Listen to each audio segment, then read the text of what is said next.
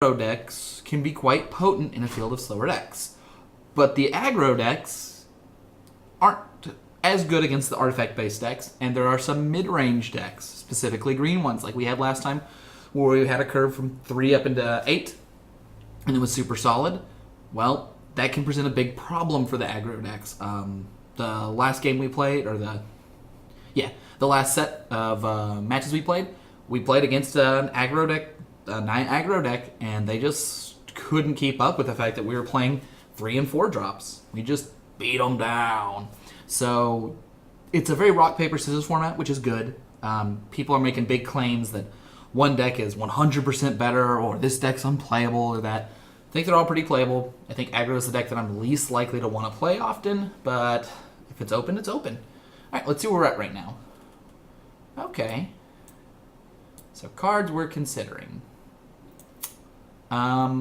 If you're going for ramp, Cold Steel Heart is a great card. If you're going to hate, Dismantling Blow is pretty good. I don't mind Nath of the Gilt Leaf. Makes creatures, gives you advantage. I'm probably starting with another Nissa.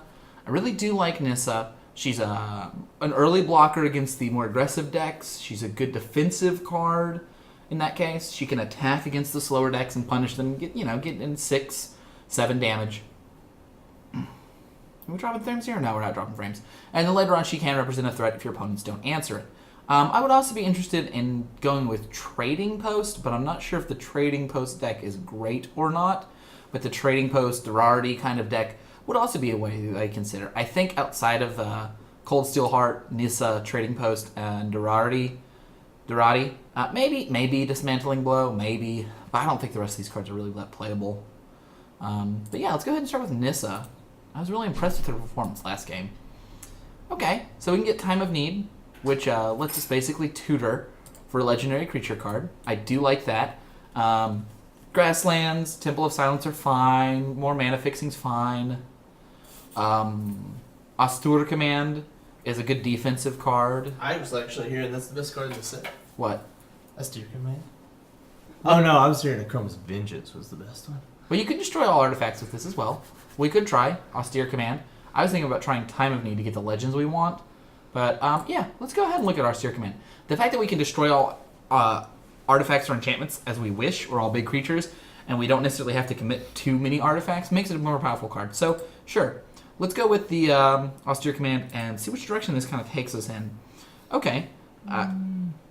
Now, my original thought is that I would want to either take the Steam Vents, the Recce, the Signet, but if we don't want to take Signets, then I would want to take Nomad Outpost, Recce, or Steam Vents. I don't think the rest of these cards are particularly great. I think Recce seemed to do a lot for us last time we took it. We also could consider... that's 2 life. That's too much. Recce is fine. We don't have to play very many creatures, though. Recce's good in a creature-based deck. We don't have to play the creature. I think he'll wheel as well. Oh, you think it will? I think he'll wheel. I think we should go with the Nomad Outpost, the Signet, or the Steam Vents. I want to go with the Signet. I don't want to play around Artifact Hate and all this mishmash. But getting early lands can be solid, too. Go for it. You think the Signet? It's fine with me. Those creatures are not terribly great. It's the lands that really make me want to consider otherwise. Like, I like the lands. I think the lands and the Signets are the thing you start with, and then you pick up the all-star cards around.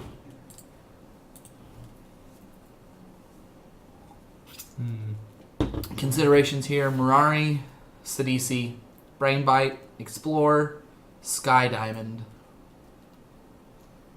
Bounce Land. Are we trying to build the green ramp deck again? We have a Nissa starting out. I would be fine with that. I'm also fine not doing that. I think we should just build the best deck that's available.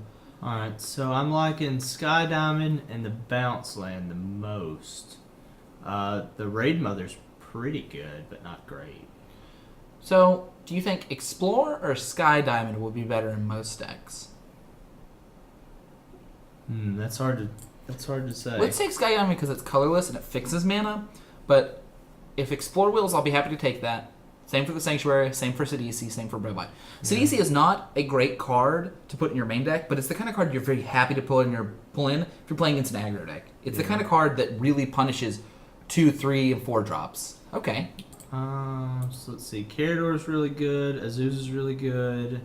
We can take more. Well, it is pretty good, but you don't have enough lands usually to take full advantage of it. It's usually a one-time kind of push. I was looking at. I mean, Carador's pretty good too. Yeah. I mean, Carador's definitely a threat. Yeah, but he might just be killed. Well, then he's just killed. Then he Well, might be 3 mana. He's also a 3/4. That's the thing I don't like. But if he gets one creature back, then he's more than paid for himself. Yeah. I mean, we can always take the ramp now and then take. Do we take Arcane or do we take Fire Diamond? Probably Arcane. That's what I was thinking. So we're kind of getting well-rounded man. There we go. See, we're seeing more signets. Okay. So what does Verdant Confluence do? Let's pick Verdant Confluence. That seems really good. Right? Or take the 6. I think we take the Verdant Confluence. That's a lot of card advantage. There's a lot of card advantage. I don't really like any of these packs. So I haven't seen many big creatures. I wonder if everybody's taking the big creatures and they're going to try to wheel some of the ramp. Well, I'm happy to take Actually, Confluence. the Commander Isha is probably the best card. I think I'm going to go with the Confluence. I think it's actually more powerful, but I'm not sure. Well, so protection from creatures is going to save a lot of damage. And, I mean, it can kill them. I want to try the Confluence a lot. Right. But there were a lot of other cards that will. I don't think Commander Isha will. But Regrowth was one of the cards that was. Well, I think the other card might have willed, though. So everybody's saying Akroma's Vengeance is the best card. So what if we just go like green-white kind of controlling deck, and we run an Austere Command to destroy creatures, artifacts, enchantments as we want, Akroma's Vision to do the same, Verdant Confluence to get our stuff back, Nissa. Like, what if we're some sort of base green-white control deck with beatdown That sounds cards? good. I hope we get Multani or the Keeper of Silence, whatever that Levin. I hope we get Lavanya. Eldamari's callback. That said, I would actually be willing to possibly play Progenitus in this kind of deck if we go slow enough. Okay, so I do we like take... Mortify. I like the command. Yeah, I was looking at Drogokuma's command. What's the 3/4 Mortify. do? Sacrifice another creature, put a 2/2. It's not very good. Where X is just sacrifice creature's power. Actually, that sounds pretty good. The first strike, attaching creatures you control get XX. I'm looking at Mortify, Jamoka's command, and Vicious Shadows. I don't know what Vicious Shadows does. Whenever creatures dies, it deals damage to target player equal to number of cards in their hand. So I think Mortify is just better than the command. Okay. All right. Let's look at Naf. I think Naf is the kind of card that you have to Naf fight is- against. Naf is pretty good. I think it's better The than Krovax. Krovax is actually pretty good too because it can't die. You just put it back in your hand. It doesn't have flying or anything, though. It's just a 4/4 on the ground. Like, it's kind of dirtly. Yeah, but if we take enough removal, then it's fine. Nath is probably better. Yeah, that's what I was thinking. Let's see. So I like Chomani. Seems I like like that. I like the. Glissa. I like Glissa, but I'd rather take Chomani, I think. Now, Glissa does destroy an artifact. Yeah, but I think you're overvaluing that. We already have 2 really good destroy artifacts. Okay, let's take Chomani. So I definitely think Riss is the best thing to take. Yeah. I don't know what the first card does though. It's got a huge amount of text on When it. it enters the battlefield, you search for 3 life instants in exile, and then you can cast one by paying X. It's good, but I don't even know if we're going to be playing blue. So Sidisi or the white creature. Or are Mirari. good. Yeah, Mirari's good if we have a lot of instants and sorceries. I don't know if we will. So Um, Sidisi, I mean, are we trying to stay out of certain colors? Nope. Because right now we're solidly in Carador colors. now we can go with Day of Destiny to have a beatdown option, or Carador I to think have a... Carador is just better. We've only got 4 creatures right now. I'd like to have a few more than that at the end of the first pack. I'd definitely take the land. Okay. So I'd like to pick up more answers and more mana fixing. Yes. We may end up in 3 colors. We may end up in 4. We may or may not play the Sky Diamond. We'll see. I do like that we have the Signet. I do like that we have 3 powerful cards to kind of top off our curve here. Yeah, but none of them are creatures. I want a really powerful creature. Oh yeah, we'll definitely get some. And I'm pretty sure Maelstrom Wanderer that we had last time is probably the best card. Okay, I was going to pick a Chroma, but I'm actually going to pick Cultivate. I think it's secretly the best card in green. I'm not disagreeing with you that it is the best card. It's just However, sad. I really want a Chroma. I know you do, but the right pick is Cultivate. The right pick is Cultivate because it lets us fix our mana. Well, so Cultivate probably won't will, but it is a common, whereas you will not see another Chroma. This is a singleton cube. There's not multiples of any of these cards. Oh, so if we get the Cultivate, nobody else gets it. That is correct. So we're going to take the Cultivate. Okay, we'll find another big threat. Well, yeah, I mean, We'll the be thing sad that it's not a Chroma. we will be, but when it comes right down to it, like, we don't... I'm going to make sure this is observed. Being able to board out our artifacts against certain matches and just have a Cultivate, and if we're really lucky, the other one. But, I mean, Nissa, Cultivate, and that other card, having 3 pieces of that creates a situation where you're not dependent on artifacts. If your opponent wants to board in some artifact hate, let them. They're still going to... I mean, Cultivate hurts because it's up against a Chroma, but Okay, what so is this? This we've got who a Signet. bears the whatever the legendary creature from Kamigawa. What does that thing do? It's like Good. 5 and 2 white. I don't know. Oh, Yamaji. whenever a legend other than it enters the graveyard, you return it to its owner's hand. We don't want that card. Okay. We've got... Kira's pretty good, but I think we're trying to be out of blue. Pure and Simple's okay. I'm happy with Pure and Simple. I'm happy with Sig. I'm happy with Temple of Triumph. I think that's about it. Actually, the flying 3/3. I don't think that's worth it. You could take Chromatic Star. That's I think I'd rather have the Signet than Chromatic Star. Okay, let's go ahead and just reserve the Signet. Now, I'm hoping Pure and Simple wheels. I think this is a card that was good in our sideboard. We Well, didn't the see good that. creatures. Like, we hadn't seen very many They of might come them. up. We've seen a Chroma as far as premium creatures. Yeah. There's just not really been a lot going on. Let's add to this our picks. All right, so I was happy with Glissa last time. I was definitely. I happy think with Glissa. Valorous Stance is a good card. That was pretty crazy last time. I think Sorok's a good card. So, are we trying to stay out of blue and red? I don't mind being in blue and red. With us having a Cultivate and maybe a little bit more fixing, it shouldn't be too hard to fix. I think I'd rather have the Glissa than the Sorok, or would you rather have Sorok than Glissa, assuming that colors weren't a consideration? Assuming that colors aren't a consideration, I'd probably still rather have the Glissa. Though a 6/6 with flash is pretty decent. We're gonna hope we get something that's just one color. I think. So you'd rather have that than the. Not sure. It's close. Well, so I know we can play the Glissa in our current deck much easier, so we should probably go with it. We do look to be more of a tap-out deck.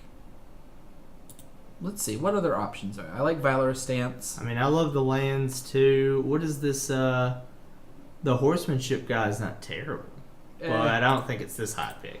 No. Um, Gob is... What does Gob do again? Army in a can, basically. You know we could go with it. We could just splash for Maelstrom Nexus. It is going to win us the game when we cast it. It gives you all your spells cascade. That is pretty good. Yeah, let's try Maelstrom Nexus. I think that the next closest pick is Rocky Tar Pit or Plateau or Detention Sphere. And Detention Sphere is legitimately good, but if we can actually cast and play Maelstrom Nexus with any consistency, like imagine we're a green-white deck with a little bit of black and 2 lands to get a Maelstrom Nexus and 2 lands to get a Maelstrom Wanderer. Yeah. So Kakusho seems pretty good. That's probably what I would take. We could also take the lion there. The Lion is a better control card. I'm not sure what exactly we're trying to do this time, because we've got a lot of control cards and then we've got a lot of decent creatures. We could start looking for mana fixing. We have 15 cards for our main deck. Black looks to be our third color, and then we just want 1 red and 1 blue. So maybe we should start focusing on the mana? Maybe not. I don't know. Well, we still don't have a really great creature. Kakusho's on Sure. up there, Let's go ahead and take Kakusha. but so's the lion guy. Alright, so I would be happy to take Nissa's Revelation Ugin's Insight, I think Nisola's Revelation is generally better, or Verdant Catacombs or Temple of Abandon. So I think, actually, would you rather have Nissa's Revelation or Temple of Abandon? Do you want one more big thing to do with mana, or do you want to start fixing our mana and have a slightly lower curve? Well, we don't have that many big creatures right now. So we should just go for the Temple, or we could take the Verdant Catacombs. I mean, we could take Phage, too. You don't have to do anything but cast Phage and hit them, and you win. Yeah, but the 4 black, and it doesn't do anything. It doesn't, like, get through magical things, you know? Like, they'll just kill it or block it if they can. Yeah. It is true, it is a one-hit kill. I really, really hope we get something on the level of Akroma. Take the Temple, or do we take the Verdant Catacomb? Doesn't matter. Paul Kronos looks the best out of this. I kind of like Sigarda being so hard to kill. Actually, yeah, Sigarda's pretty good. We probably should go with that. What is the Jareth do? Jareth is 3 white for a 4/7, and pay white, gets protection with the color of your choice, and whenever it blocks, it gets +7/+7. It's a great defensive card. I would be happy to will Polychronos, Moldering Marsh, Temple of Malice, Jareth, Karn for the sideboard. Yeah, I think Sigarda is definitely the best. Alright, so I've heard that Last Stand is serviceable. I would be happy with Mystic Gate, and I would be happy with Unexpectedly Absent. So the Wydrinth, is that an ability that has in play or in the graveyard? In play. Okay. It's not that great. Um, We just gain life, really. That's not very good. Maybe we should start picking some mana fixing. Do you want to take Unexpectedly Absent as an answer? It doesn't matter. Just make a decision. Yeah, let's start picking up some mana fixing here. Oh, well, that's nice. Did that seriously come back around? All right, so I think we're good on finishers. Wow. Okay, so now nothing but mana fixing third pack. And ramp. And ramp. All right, so let's look at this. Let's assume I cannot believe we get Necroma. That is amazing. no one else is there, and it does die to some spells. Okay. It dies to some spells.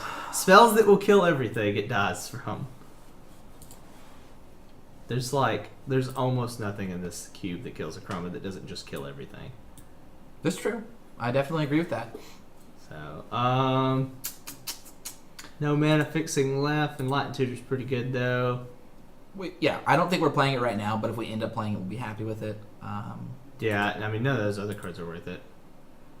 Coalition Victory is not worth it. The Basilica definitely is, though. Yeah, we could play Door to Nothingness, but I don't think we're that. I'm sad that we're not getting Wear and Tear, but I'd rather have the Basilica. We have a lot of those cards already in it too.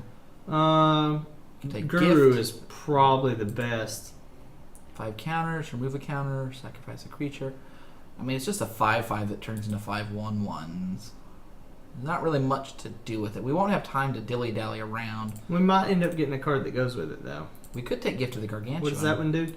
It basically lets you get creatures and threats. I didn't actually know if I wanted to take that. You want to try Dark Depths? We're not playing any of these cards. No, we could play Sig. Sig is actually fine. You can just give it I protection just over and thought over. we didn't really have any blue yet, except for the couple of random spells. It's a card you board in against aggro decks. It can Okay. give itself protection from the color they're attacking with, and you can just block. It's like do you want to take Phage, or do you want... I would rather take a 3/4 for the beatdown things. We already have a triple white card. I really would rather not have a quad black card. I agree with this. It would be awesome to have... Oh, we are Seriously? in the right lane. Seriously? Okay. That just happened. We are definitely in the right So we're lane. good on creatures, right? Unless just something amazing comes by. Yes, let's... And we might go ahead and cut the 5-color stuff. We can. If we have enough picks. If we're where we want to be. I don't mind keeping it in. I don't mind taking it out. I don't mind putting it in after board. There's lots of different situations where you could have it in or out. The fact that it lets you... Okay, here we go. Obelisk is a card I would consider. Council's Judgment is a card I would consider. Kadama's Reach. Lightning's Grief. Okay, so for me it's between Lightning Grief and Kadama's Reach. I think I'd rather have the card. Kadama's Reach is the best. With I hope to will the Lightning Greaves or the Judgment. we would Probably be the happy. Judgment. We'd happy to be Will. Obelisk, Council's Judgment, Drowned Catacomb, Phyrexian Arena, Flooded I Plain, mean, Phyrexian Arena is really good. Lightning Greaves, Opulent. Basically, almost this whole pack. This is a good pack. That was a really good pack. I feel like Council's Judgment has a decent chance to wheel, being that Chroma wheeled and Jareth wheeled. I think people are not in on white. I think the fact that we are in green-white is a good place to be, even if we're not getting a ton of green. Fate's Feathers is also something I want to see wheel. Yep. I think I'm Search picking for from- Tomorrow is pretty good. All these creatures are kind of meh. I'm just taking Tropical Island so that Tropical Island's fine too. our Verdant Catacombs Though will be better. we could theoretically cut blue altogether. The other thing So we could Tropical Island or Search for Tomorrow, whichever one you think's best. we could take Myriad Landscape. Don't know what that one does. It comes into play tapped. You can pay 2 and sack it to get 2 basic lands. Though that share a land type. Never mind. That just gets 2 of the same type of land. Yeah, no. I'd rather have Search for Tomorrow than that, I think. I think I'd just rather have Tropical Island to go with our fetches. We have one fetch. So far, we might pick Does up it more. go get Tropical Island? Yeah, it gets a swamp, island, or forest off of. Okay, I mean, without the preview, I can't see half these cards. It's the screen is so small from over here, I just know what they all do. so Yeah, I can't even read like the top line of text to read the card. So All right, I do like Vampiric Tutor, Flooded Grove. Naturalize is a card I'd be happy to put in Lawan. Search for Tomorrow. All right, so where are we here? Breeding Pool is a card I would consider, although we already have the Tropical Island, so it's less important. well, so Sylvanos came in really handy, but we might want to avoid triple green this time because we have triple white and double white and triple white and double white. Yeah, a lot of that. Sphere of the Suns isn't bad. I think I'd rather have Compulsive Research or Boros Garrison. We could also do Tessa, but I think we have need enough any big creatures. stuff. Let's see. We've only got 11 creatures, so I would like to pick up another creature, but not right now. I think Sphere of the Suns. Could take Radiant Purge. I'm fine with that. That hits a lot of stuff. Yeah, it does. So if we come back around, I'd like to see Sphere of the Suns or Tessa. Tessa's all right. Isn't she a 4/4? She's that's not bad fine. considering She has she can't die from vigilance. creatures. Protection know. from creatures. Yep, she's pro creatures. Whenever their creatures hurt you, you get stuff back. Let's add this to our sideboard. So Liliana seems like the best card. Why? Just because something will die and she becomes. Okay, pretty well, you much can't even ace-like. use her minus ability. It says non-legendary creature. She just pluses to 2. Well, you do get the eventual ultimate. They'll probably kill it. I'm looking at Silumgar's Command and Jungle Shrine. I think I'm on Jungle Shrine. I think I'd like to have better mana. So the ancient's pretty good too, though. Yeah, we have a lot of good creatures, though. I think we need to really focus on getting our mana right so that we don't have problems casting stuff. And Jungle Shrine gives us, well, it just gives us green-white. Well, that's fine. Yeah, I'd rather have that than Silumgar's Command. Well, Do we have the cheap cards to make Sword of the Animist good? And the answer is no. So there's also the really good greed card there. That creature that Come on. makes creatures bigger and makes lands into creatures. Yeah. And there's our Dragon Tribal card that we've been missing. I like Clifftop Retreat. I like Molten Slag Heap. I like I don't like Sword of the Animist. We don't have the cards to go with it. I don't mind Tomorrow, but I don't know if we're going to pick So that. I think or that Kamal. land is not good enough. We should probably take one more creature. You want to take Kamal? Yeah, or the Maga Trader. It just drains. Or it just makes them lose X life. It's only Yeah. okay. So that guy's probably better than something we've got already. Flooded Strand's okay, but we're not really playing much blue. I don't really like Mominous Fall. Okay, exiling stuff is not good enough. I don't think any of these cards are cards we're going to play. So I think I'm just taking the Flooded Strand. So what's the Perverter of whatever? At What's the beginning he of do? each upkeep, that player loses 2 life and draws 2 cards. They draw first. I don't like that card. That's true. I'm going to take the Strand because this lets us get white, blue, or green just off the Tropical.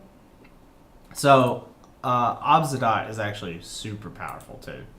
I don't know if you want to play double black, but he's like really powerful.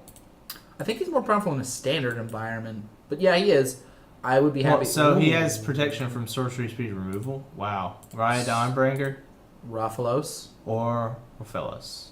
We Wow. could just go Raphalos. How much green are we? Pretty green. We can go even more on green. We can just push to be green-white with Raphalos. Alright, I'd be willing to try to cut some colors. There's another nice green card, another nice green mana fixing. I think Would you like Woodland Cemetery? Or would you like? I want Wood Bastion. It lets us play these double I white think cards that is very better. easily. So what's the Dragon Fang before you just hit next? You can just mouse over it. Yeah. No, the Dragon Fang. Oh, the Fang. It gets plus 5/5, and then summon a dragon. Yeah, it turns into a dragon. It's a magical dragon, whatever. Sword thing Yeah. thing. Sure. I'm pretty happy where this is at so far. I do not think this deck is as good as the other one.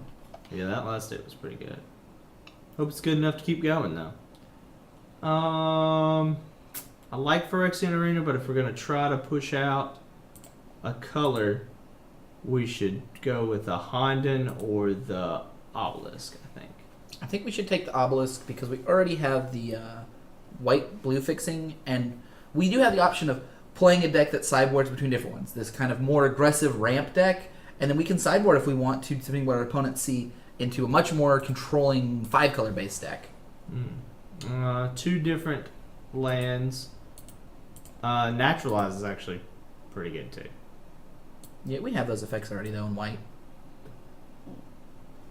They're high mana cost though. So We could also take a wand to just block out blue decks. might as well. Let's see. I'm not particularly excited about any of these generic bounce line in one of our colors. That seems like the best. Sure. Yeah, we're not really playing Skullbriar.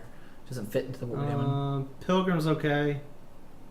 The double strike vigilance guy is not bad. We're not playing any of this though, right? What is this blue or this black white guy? Oh, he just gets bigger when you gain life. Let's go ahead and get the card that we're most likely to board in against aggro decks. I don't remember what black market does. Whenever a creature dies, you put a counter on it. At the beginning of your pre-combat, you add a black mana for each thing on it. Oh, that's not terrible, but I don't think we're playing any of this stuff, so let's just take the aggro card. Yeah. There we That's go. a green creature. Ming Huang, Barbarian King. He's got some big earrings on him. Oh, we got Tithe. We'll probably play that. We should pick up more mana fixing. Alright, so I'm not unexcited or excited by this deck. We need to decide if we're going to be sort of this multicolored deck with powerful spells or this kind of focused deck about getting creatures out. Yeah, let's try to cut everything but Carador colors and see how that turns out. One of our... actually, both of our signets are on color. Okay, Flooded Strand gets Tropical Island. So we do want to run Tropical Island because it lets Flooded Strand get green and it lets Verdict Catacombs, or it lets Flooded Strand get green. So we would run that either way. Okay, so, and then this is green-white. This is white-green. Okay, so this is the mana base. It's pretty solid. So let's see. We have 20... Okay, here, What, sort 22 cards? This. Let's sort this by So that's actually really good. by color. We could just throw one more card in there and we'd be two colors. Let's check the mana. Let's check the mana. Make sure that that's how we want. It's 22. We could just run. Yeah, I mean, just 18 one lands. more green. Yeah, we could run 18 lands. What does the obelisk give us if we just have 3 colors? We can run a random other color. Well, we don't have to. I mean, we have the random island too, so... Yeah, what that's does I'm it give us with 3 colors, though? with 4 colors? Because okay, let's look at the lands. Let's see how good obelisk actually is. Because we have access to blue on 1 card, red on 1 card, blue on 3 cards. So we have a lot of access to blue and a little access to red. So obelisk seems pretty solid actually. Seems fun. What is What is Yeah. the rest of the options, though? I mean, just playing another creature is pretty good, too. Yeah, we can also run Ming Huang. So the thing I don't like about this deck is it does have a lot of consistency and a good curve, but it can just get overwhelmed by more powerful decks. Like Chomano can be bad in some matchups. And hopefully we'll just get our Wraths and take their bigger stuff out, right? We do have 2 Wraths. And we do have Akromo, which is one of the baddest creatures around. Yeah, and I mean, the things I do like... what about Enlightened Tutor as opposed to the Obelisk? What does Enlightened Tutor get us? Basically mana fixing. Nah. If I'm going to run Enlightened Tutor, I'd want to run the Obelisk, but I don't think it's actually good enough. Remember, you do lose a draw step from the Tutor. It goes on top of your deck. Mm-hmm. Okay, so this is the 3-color version. I actually like this quite a bit. Let's look at the cards that we gain from running multiple colors that I would run. I would consider running Sidisi. Okay, so splashing 2 colors gets us a Maelstrom Nexus. Now, how hard is it to get those colors? We've got a Cultivate. We've got a Kodama's Reach. Yep. And we've also got the Sky Diamond.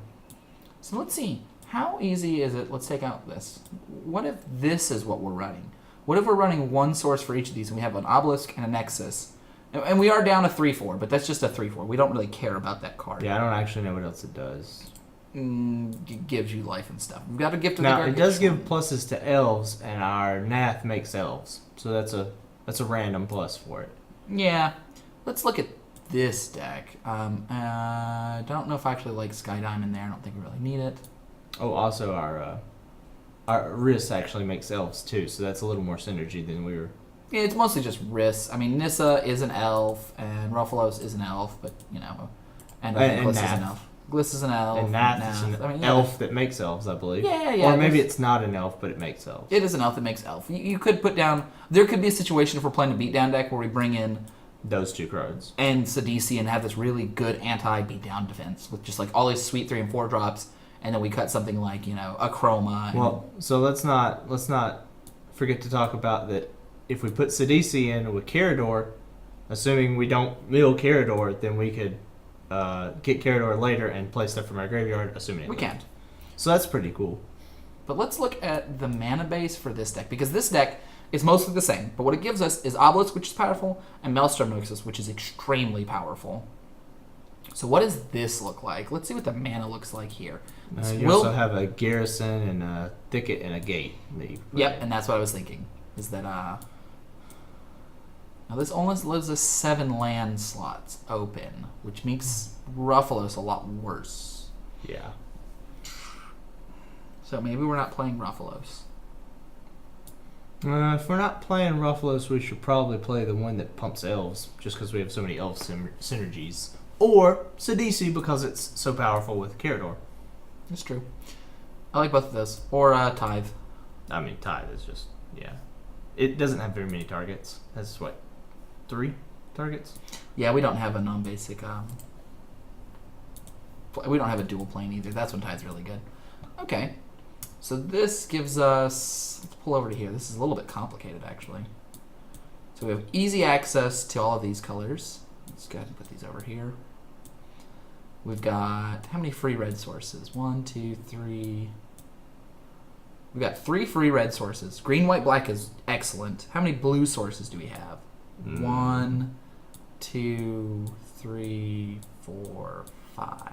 Okay, So we've so... got 5 blue sources. So what I'm hearing is we need swamps, forests, and 1 of each other basic land.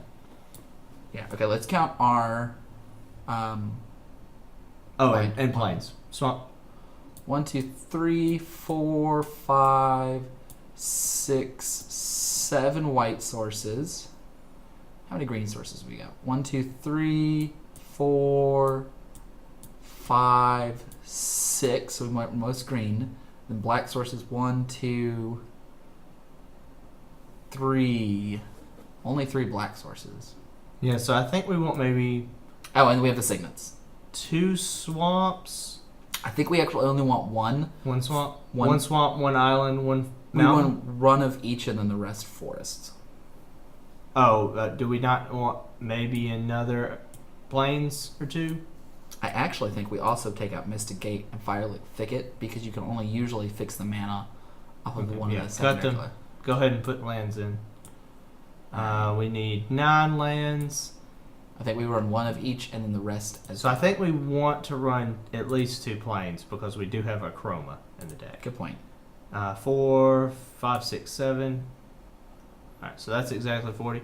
We might think about running one more white source because we don't have anything that fetches white except for the Cultivate and Guyana's Reach.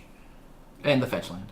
Oh, we do have a fetch land that'll And, fetch it? and the Signet, yeah. 1, Okay, that's not too bad then. 2, 3, 4, 5, 6, 7, 8, 9, 10, 11, 12, 13 ways to get white. It's not too bad. And Verdant Confluence, which we'd rather not get, but whatever. That's not terrible. Okay, so the mana's a little worse here. When we get Maelstrom Nexus Obelisk, we can run a little bit better mana and run a little bit weaker of a deck. I am inclined to run the more powerful version just based on the power of other people's decks. So with this version, we need mostly green, followed by white, and then black, and then every other color, or the other 2 colors, are just there for our 2 multicolored spells. Yeah, so we might actually want to cut back on some cards that are not useful. I think we actually already cut them back, though. So are there any other lands that we might want to cut? Like, do we want to cut the Garrison just because it's going to make red and we don't really need red? We're just going to get the Mountain. I mean, bounce lands are just powerful, though. They represent 2 land drops. 4. Yep. 5. Okay, let's check how many forest sources we have. Forest sources will decide if we're actually running So Rephilos. Oh, we didn't end up. 1, 2, 3, 4, 5, 6, 7. That seems like enough, right? Yeah, and it counts forest, right? Just forest. Yeah, 1, 2. We have So 7. 7 forest sources. We have 7 ways to get forest, but only 5 of them are forests. Right.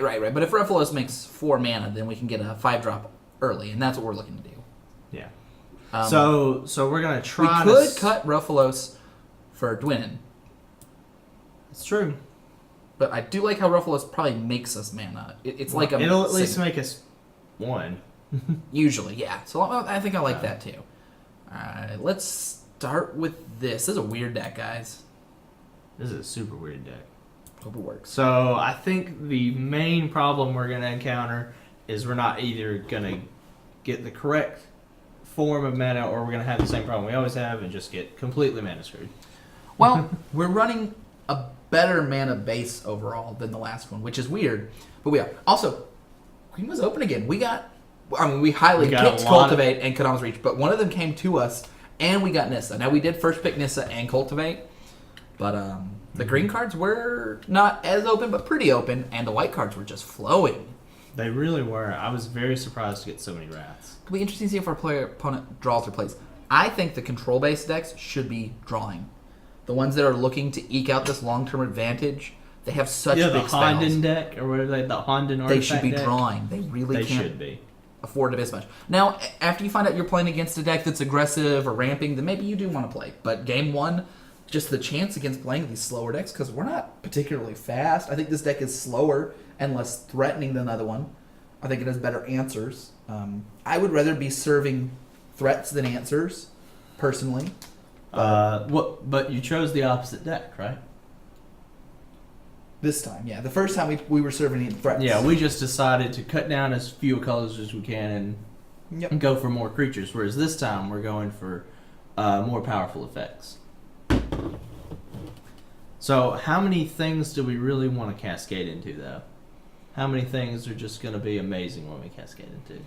The nice part about cascading is often it sets it up so remember the deck stacks itself on the bottom, so your cascades will eventually just run out of cascades. So if they don't enter Maelstrom Hole or Maelstrom Nexus, they usually just lose the game. Not all of our cards are super amazing, but I think with the exception of Chroma's Vengeance, we'll always cast anything we land into. Basically. This looks good. So we don't...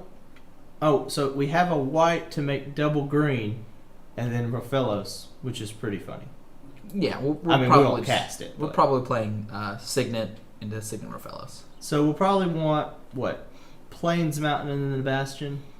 We'll play Or- Plains first in case we draw a forest. Yeah. Because then we can go Plains, Wooded Bastion, Rofellos, Forest, tap him for mana, that kind of stuff. Or if we draw a forest, our opponent choose to draw first or play first. Tree 2-1. That's kind of cute. Tree 2-1. Oh, his Yeah, it's name. like 3-2-1. Oh, see that now. We've got some stuff going on. So I like how we have every color except for blue represented for the obelisk. So if our opponent's not really doing much, we can just hurry down an obelisk and start just doing 3 to them a bunch. That's true. Or we can get Ruffalo's down and start beating for 6. That'd be impressive. And they're more likely to answer our signets early. Which would is be fine. sad for them, actually. So play the first signet that we don't care about, I imagine. So the one without... No, they both got black in it. we're gonna So play this. keep double... Yeah, I'd say play the... No, actually play the Why? Golgari signet first. Because we want triple white eventually. We have triple white right here. No, it takes a white to... Oh, okay. I mean, we will. We have triple white with one more plains or forest, so yeah, that's fine. I'd like to have green sources outside of the Wooded Bastion. That makes sense. And Rofellos.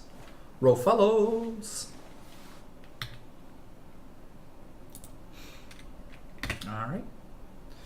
We might have been supposed to take the temples higher. I'm actually very impressed with how they've been We performing. had 2 last time, and I really liked them.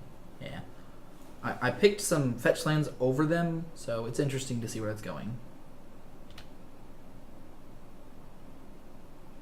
Let's go ahead and take the upkeep off of my turn. Yeah. Okay. So Let's go ahead and... Land signet? Yeah. Land. Signet. Okay. You can get your land in response.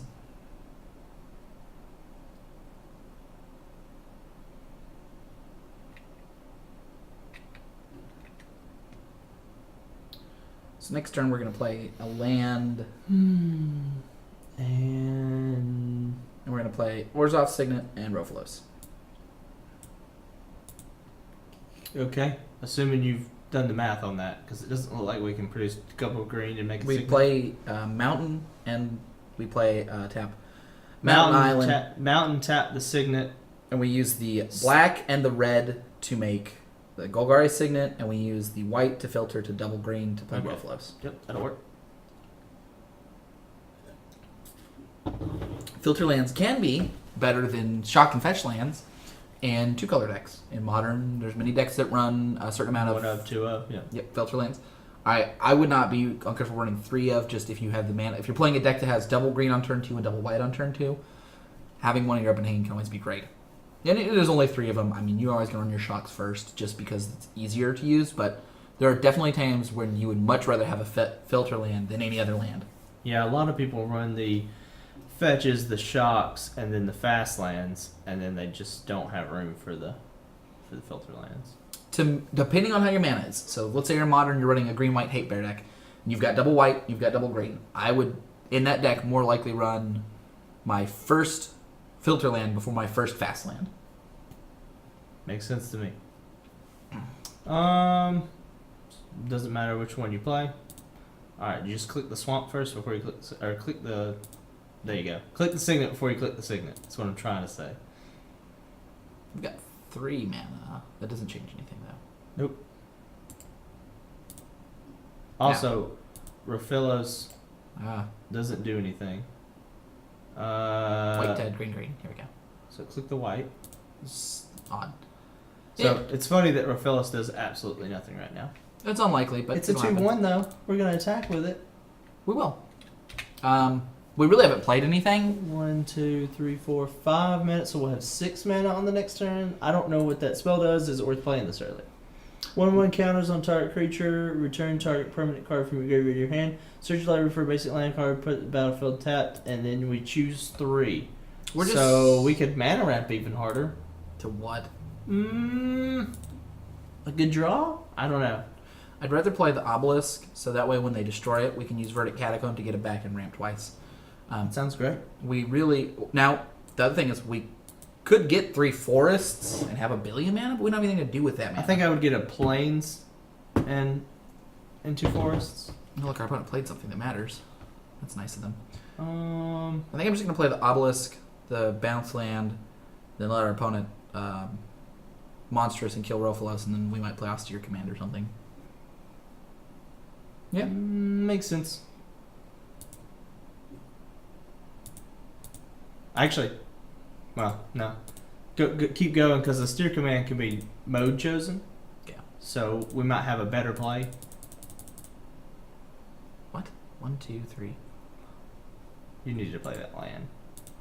Oh. Can you just hit cancel? Where's cancel? It was at the bottom of that menu earlier. Yeah, I'm undoing everything in the world. Yeah, that's what I said. Can you just hit cancel? You're probably right. Alright, so.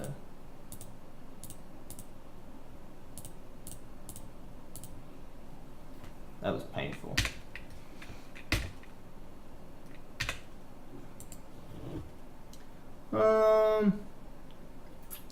So we could actually trade next turn.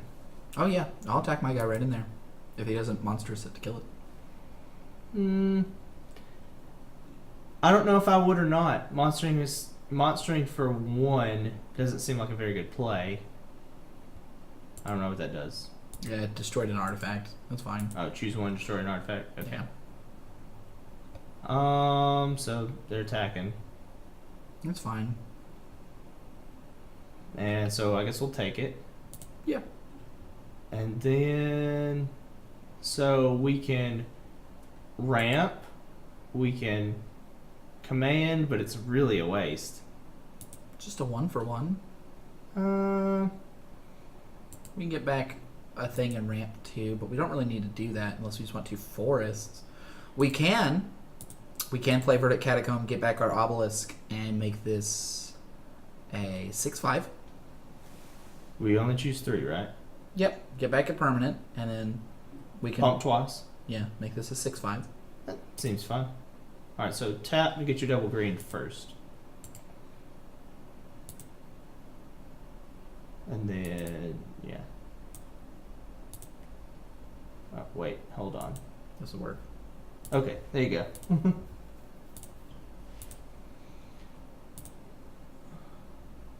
Wait. Is that right? Yeah, we're not getting Okay. the planes. Choose target creature, choose target creature, choose a thing in your graveyard. And then bounce a land? Mm-hmm. Bounce the... Mountain. Or swap. I It mean. doesn't really matter. And then we hold back to block. And then he'll grow his guy and kill our guy, right? I think we have more damage, so we swing. We're a turn behind. We have an austere command. What It's does that still got a low converted mana cost. matter? Oh. Yeah. I thought it was power and toughness. Good, Nope. Good call there. It's converted mana cost. Basically, this is just a bunch of commander cards shoved together. Yes. I mean, that's exactly what that's this why I know all the cards. It is pretty commander much. keyword. All the really good commander cards I know.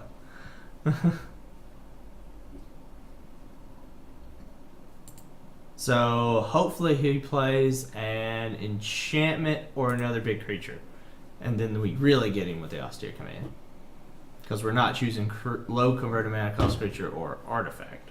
So And we could choose artifact. it wouldn't be 2, 3, 4, wouldn't be 5, very good if we 6, choose 7. artifact. If we have chosen artifact. No, but if he plays an artifact worth killing, I don't mind getting rid of these signets. They've done what they need to do. Yep.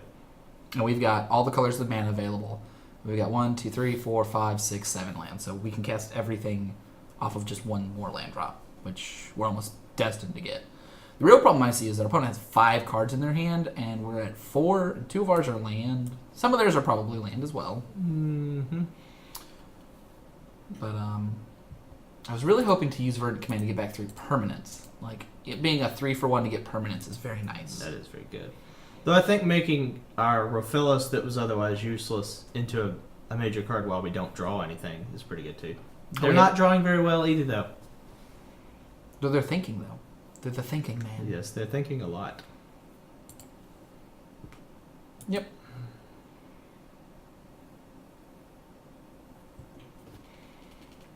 All right. Okay, so Not playing this next turn. We're playing Austere Command, destroying big creatures and artifacts. And then next turn we'll play Maelstrom Pulse and then Obelisk. can we play Maelstrom Pulse next turn? Yeah, because we'll have all the lands naturally almost. We already do. Alright, so let's go ahead and tap. So you are austere commanding for enchantments, or no, so for artifacts and creatures? Or are you doing it for enchantments and big creatures? Artifacts and big creatures. Okay, so you are getting their artifact. Destroy all artifacts. Destroy converted mana cost 4 or greater. That sounds right. And then attack. We did play a land, so we're good to go. Yep. And next turn we will play... We can either play Obelisk if they play another threat we need life, or we can play Maelstrom Nexus to prevent our opponent from being in an easy situation. If they play another threat and we need life, can we actually use it in the same turn? 1, 2, 3? 3, 4, 5, 6, 7. Nope, we'll be one short. Okay. If we draw a forest, we Oh, can. if we draw a forest, we can, yeah. Lame play, but...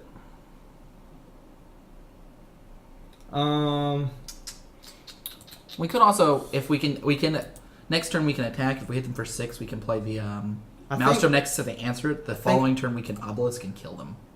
Because they'll do 3 damage. They'll be at 2. That's true. I think the best player right now is Maelstrom Nexus, because they played that thing, obviously. Right, and it sets us up multiple ways. And if they play a creature, do we go into defensive mode and play the Nexus anyway? Block, and then play the Obelisk and cascade into something? I don't Hard know. to say. It depends on the creature they play.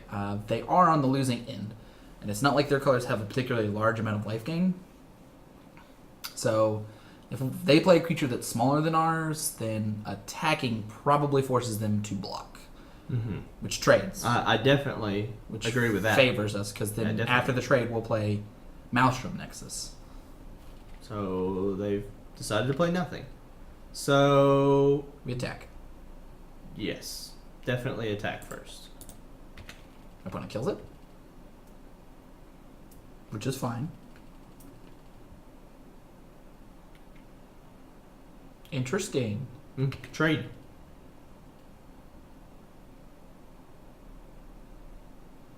Or are they not going to trade? No, they're trading. Yeah, they'll have to trade, won't they? They would play in the end step otherwise. Alright, so now play a land, play the Nexus. Wait. 1, 2, 3, 4, 5, 6, 7. We could play Cultivate and then Nexus. Can you? No, we can't. 1, 2, We 3. can't. No, we can't. Okay.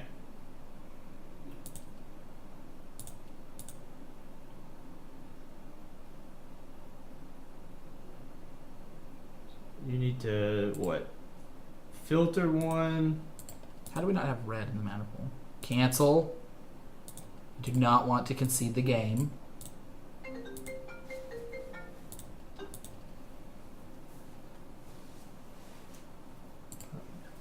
Oh my god, I'm so bad at this. Hello? Pay white Hello? to add green white. Not too much. What's up, G? Red, blue.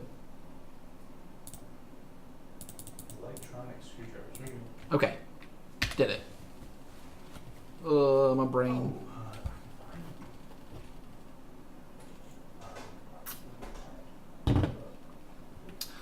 Alright, so we play the Obelisk next turn. It's alright.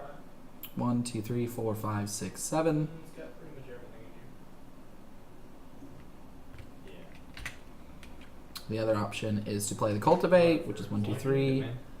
And then we'll have a land, which will make 4, 5, 6. You just walk in. We're straight. 1, 2, 3. 1, 2, 3, 4, 5. So we won't be able to get both out. No problem. So we'll go ahead and play. It's just sitting here on the table. We'll be here. 1, 2, 3, 4, 5, 6, 7. Alright, yeah, jump out if you need it. Yeah, we want to play the Obelisk.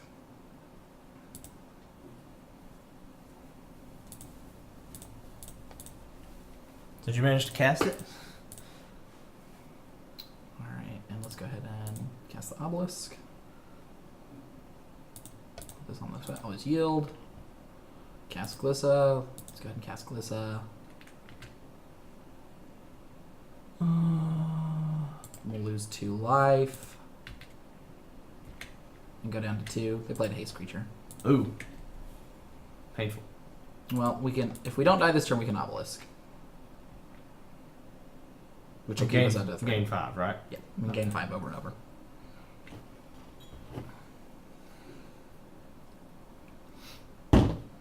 Wow, I was really hoping we'd cascade into something a little better than that. Me too.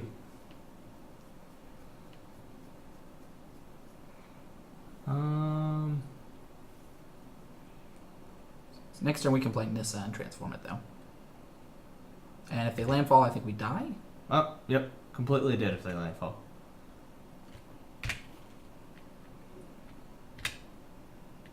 Well, they didn't. Alright, let's play Nissa. White. White to green, green. We can gain 5 life, which I guess is what we have to do. Yeah, I think you want to gain 5 life. So let's tap the blue. Yeah. What? What did I mess up? I'm really bad with these lands, guys. I'm sorry. Okay. Pay. Here we go. Undo. I've got what to do. It's just very awkward to use this. Blue. There we go. I did it. Oh, right, it cascades. Always yield. Yes, I'll cast that. I'll cast it for green. Alright, so is this going to flip Nissa? If we get the land. Yes. And we want to flip Nissa. We definitely want to flip Nissa. Play a card. Always yield. Alright, so now we want to play another land, right? And draw a card? No, we want to put a 4/4 into play. I'll play 4/4 into play. Alright, so now when they attack, Let's do it now in case they have a burn spell. can't we just respond to the burn spell? They can play a land, and then when we go to gain the life, they can play a burn spell. Alright, that's smart. And then we'll keep back Glissa. Because as first strike. Yep, Obnixilus can't attack through that. Yeah, and the other thing does not have haste. So Now the problem is, whenever they play a land, they're doing essentially 6 damage to us, and we're only gaining 5 a turn. well, I mean that's a lot of turns though. Let's not forget we can attack. They probably should play a land and attack Mirari and Nissa. That is definitely correct. Now if they play land, we don't have attacks either. No, first strike. That's true. We can attack and then use Rise to make elves. Yeah, we can block with Rise Elves and attack with first strike. Interestingly, we can't use the 6 ability, or it'll kill Shara, because it's a legendary token. Oh god. That's big. So our opponent's stuck on the same amount of mana, though. We can still attack with Glissa though, and don't forget we can tap the obelisk to do damage to Yeah. them We can do it to Mirari. or creatures, right? Yeah, we'll kill Mirari. The 3/2. We might want to kill Obnixilus. We can't. It's still 3. Yeah, this does 2. No, it does 3. -2, -2. Oh, sorry. It does 3 to a player, not 3 to a creature. Okay. Yeah. They hit us. Yeah, let's go ahead and plus. I mean, we don't really have a choice, but yes, let's go ahead and plus. Arcane Center can into play. Alright, so if we cultivate, what can we possibly cascade into? There's no Small spells stuff. left in the deck? Just small stuff. Okay, so let's... By my calculations, there's no spells left in the deck. Okay, so we want to kill Mirari this turn, and then he'll just be left with an Obnixilus, and we can outrace that at all times. So let's go ahead and kill Mirari.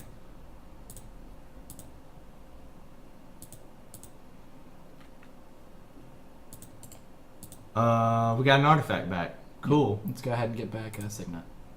It goes into play? Yep. Always yield. Yes. He goes right hand. Oh, okay. Okay, let's go ahead and play Cultivate. Definitely cultivate. There's nothing we can get, but we won't get lands anymore.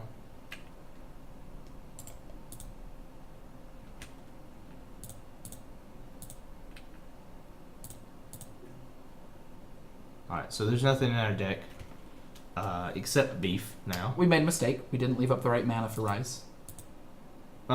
Fixed. Fixed. Okay. And then, I guess attack with Glissa? Yes. Right? Yes. Now, if they play land, they'll have a 6/6 and a 4/7 coming at us. And we'll chump block and chump block. And then attack them and then burn them. And we kill them. Okay. Not to mention we can make a 4/4. That making the 4/4 is it? No, we can't. Yeah, it's -2. Oh, yeah, we can.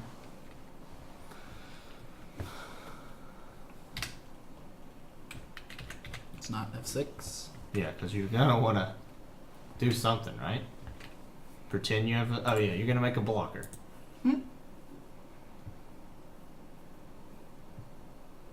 This is down to the wire. I love this. Yeah, we got to keep playing quick too because we don't want that time to get behind us. This is just round 1.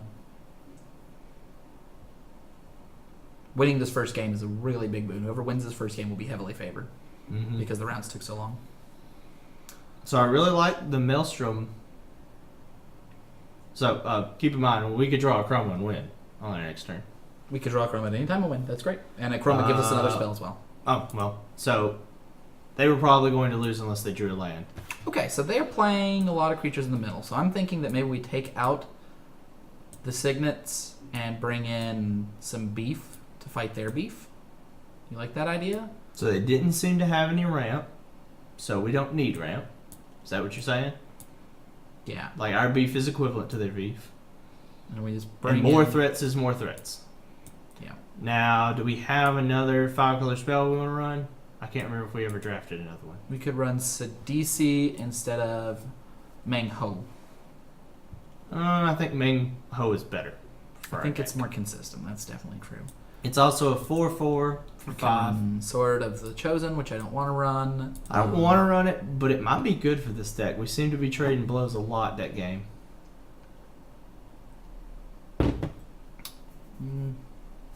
I also like going down to just the 1 enchantment, 1 artifact. That way, if our opponent brings in a lot of stuff, we're less likely to be blown out by it. Because they saw all of our enchantments and artifacts. They did see every single one of them. Also, taking out artifacts helps us when we command or vengeance.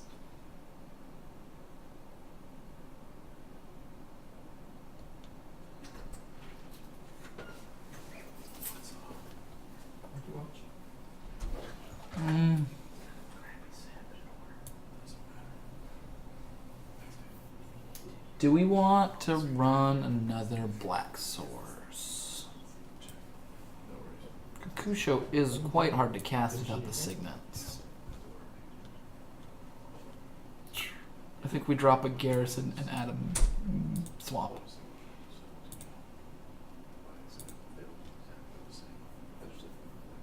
And that's just so that we can fetch with the Cultivate, the fetch lands, the Get, or the Kadama's Reach and all that. Alright, let's submit it.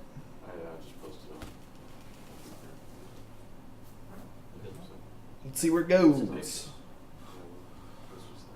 2 lands, no green sources, a bunch of 6-drops. I don't think I can keep this. It just doesn't do anything. Yeah? I'll keep a bunch of lands.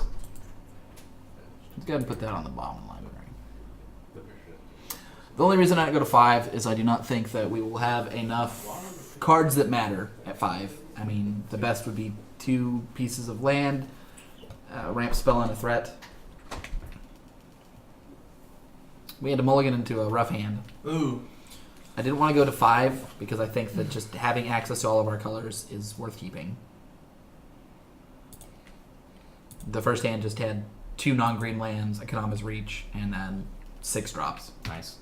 Yeah, it just wasn't keepable.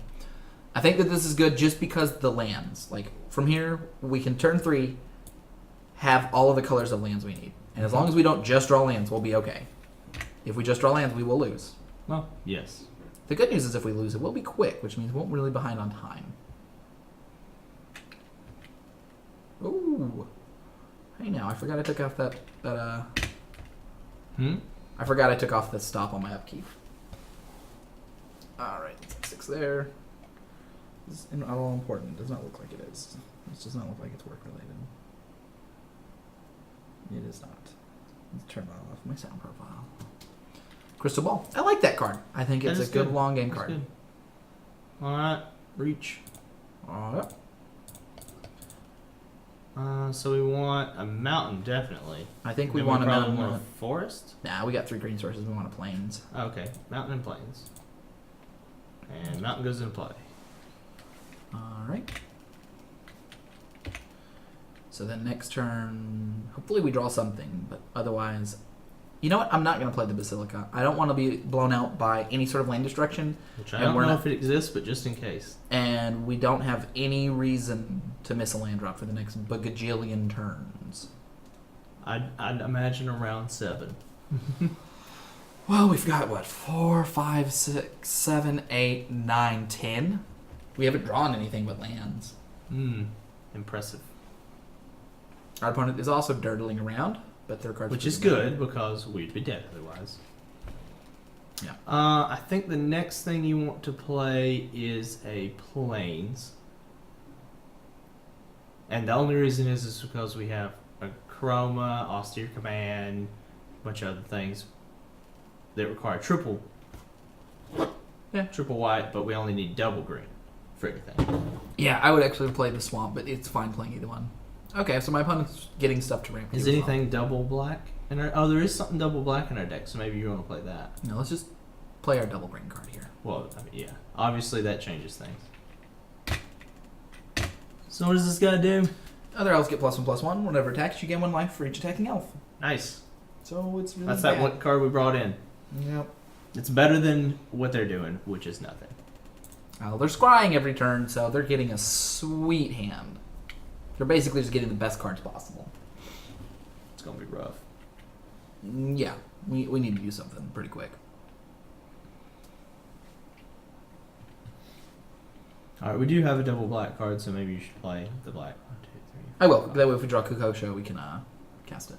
If we drew Kukosho next turn, it'll be unfortunate. I also added a second black source for Kukosho and took out the Boros land, so we can fetch to Kukosho. This is not something I considered when I was playing. Okay, but it's actually doing something this turn. They're down to 10 minutes, though. They're playing a Alright. Champion's Helm. That's not good enough. Well, we're both dirtling around, so 10 minutes is plenty of time to finish 2 matches, though. yeah. It's a good thing this match is going particularly slow, or we'd be dead.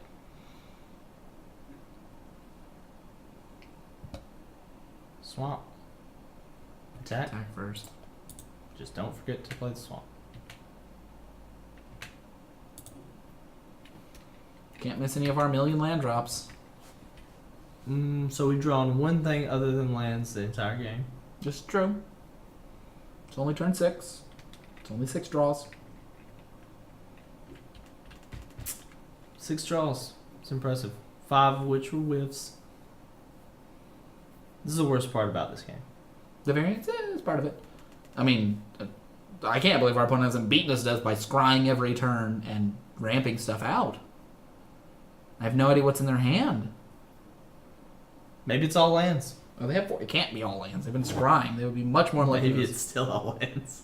Mm-mm. That would be impressive. I'm assuming our opponent's going to play and equip something. They might think we just have answers. It's completely reasonable to assume that we just have a ton of answers. And as long as our answer is land, we do in fact have answers. If I saw an opponent on this side of the board leaving mana untapped most turns and just not playing anything, I would not assume they have 5 lands in hand. That is statistically unlikely. It's much more likely they have answers. Near improbable. Near impossible, I mean. It is improbable.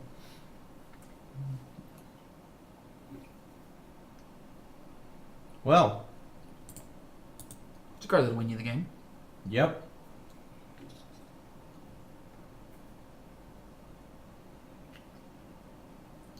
Hey.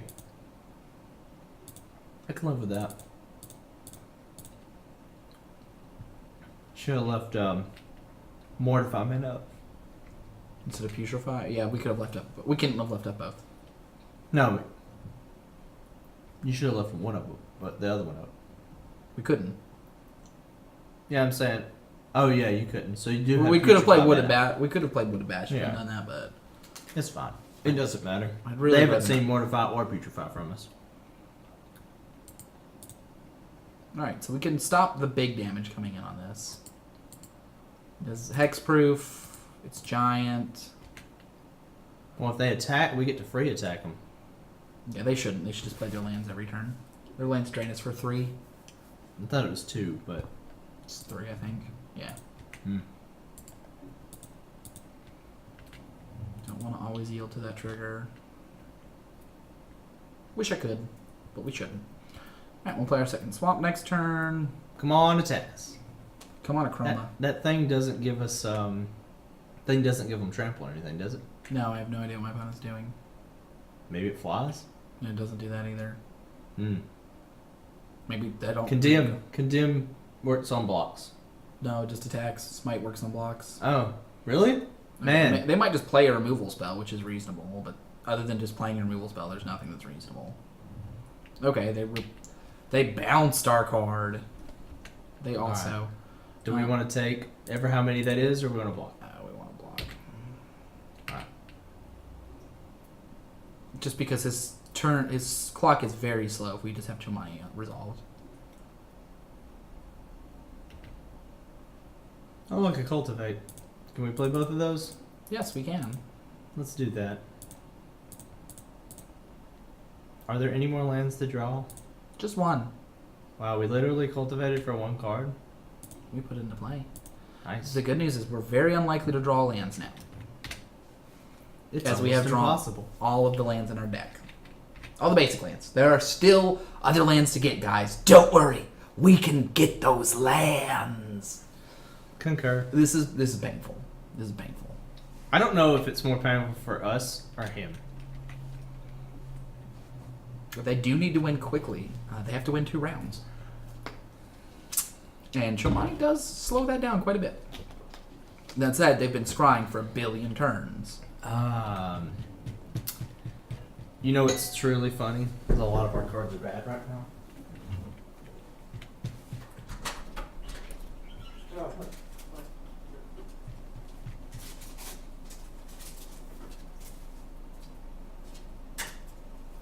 Okay, so they kill our card. Thank you.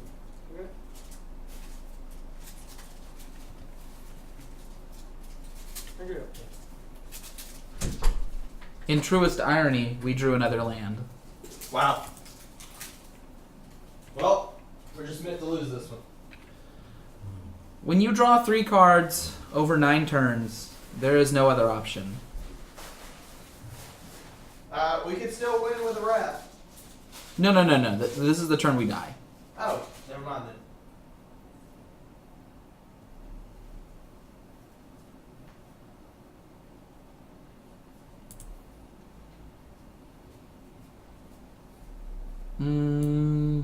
I don't see anything I want to bring in. No, I'm happy with how that went, really. I mean, we lost because we didn't draw anything, but I'm happy with the deck's construction. Do I want to play first? Not really.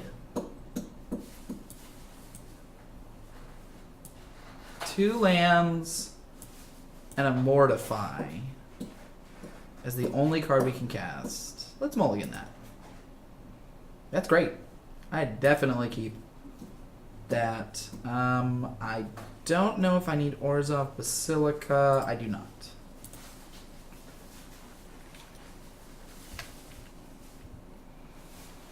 Because we can play Cultivate, or Nissa, into Cultivate, into Gift.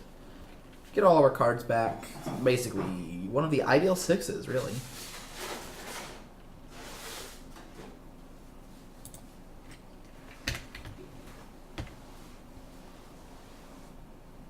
And now we can cultivate for white, or white green, or sorry, black-white.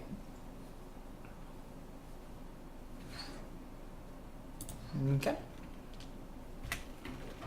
Then turn 3 we will cultivate for black-white. Turn 4 we'll play Nath. And then turn 5 we'll play probably Nissa and Gift. Doesn't Nat take out their hand? It will. So the sooner we can get that down, the better. Yep.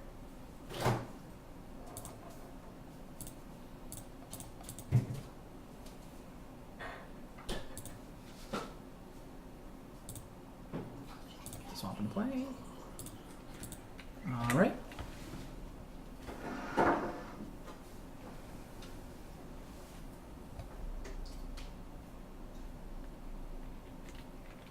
F6. Let's see what our opponent's going to play here.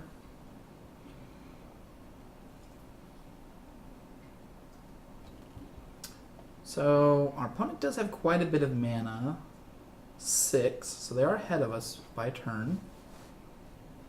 Starting with that Champion's Helm, I just don't think it's where you really want it at. Okay, Basalt Monothos is the real card, though. It's the real deal.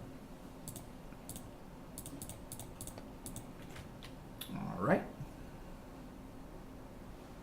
Now, one interesting thing we can do with Kamal is that if we get the Austere command, we can turn all of their lands into creatures, and then Austere command to kill the small stuff, and it'll kill their lands. Which I'd like to do if we get the opportunity. That's one of the advantages of Kamal, is that you can just make their lands into creatures when they try to board wipe or things like that. Or you can turn your lands into creatures to do a bunch of damage later. I expect an answer for Nath here. If it's killing one, it'll make the Carador one cheaper.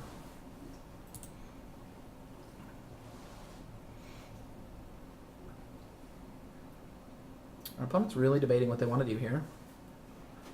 So we have 6. We will play Gift into Nissa next turn. I think that's better than Kamal, since we don't have the green to really make him really pop. And this can get us other big threats. We still need one more Plains, which hopefully the Gift can get us to cast a Chroma. We have 2 green sources, but 3 with the Nissa, and 2 white sources. And hopefully Gift will get us the 3rd white source. Opponent's really thinking here, but they are on a tight clock. That said, you can kill pretty quick in this cube as well. Opponent's having a real hard time doing this tapping thing.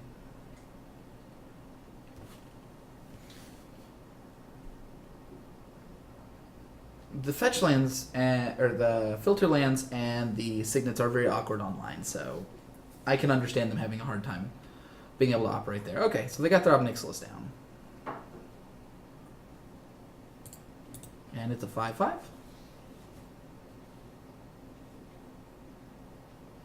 And they have a Crystal Ball. Okay.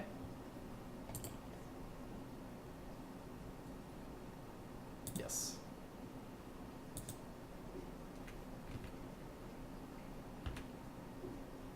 Yes. Alright, so let's go ahead and tap green, red, black. Select. Okay. Bottom. Play our Plains. Play our Nissa. We will get our Forest. Already played land. Alright, and if we draw a white source, we can just play a Chroma. 1, 2, 3, 4, 5, 6. If our opponent kills one of our real creatures, we can play Carador. If they don't kill one of our creatures, we can play Kamal.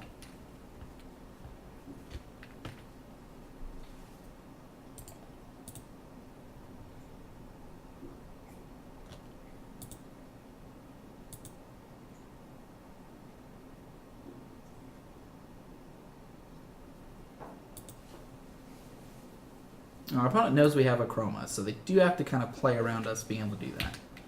Okay, Explosive Vegetation drains us for 6.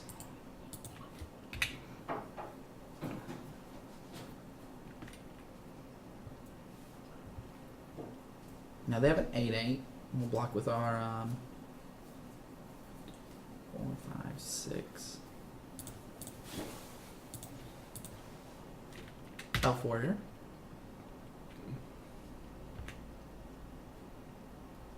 Okay. Yes, we would.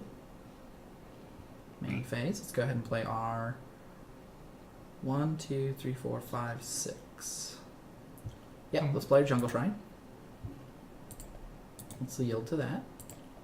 let's go ahead and now if we reveal land, we can play a Chroma, but I think we'd be better off just making a 4/4.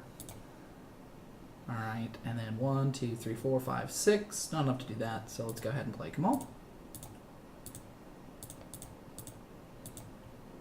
And attack our opponent for 4. I don't think our opponent realizes that we are racing. We could try to time out, but at 2 minutes and them having a creature that can make us drain so many, they don't need to be attacking. They should be playing defensively and just trying to kill us with drains. So next turn we're hitting them with the Chroma, right? Yeah, next turn we are actually going to play... Well, the other option is to activate this, because it represents more damage, I think. Well, so a Chroma can also free block. It's true. Pro black. Now let's go ahead and F6.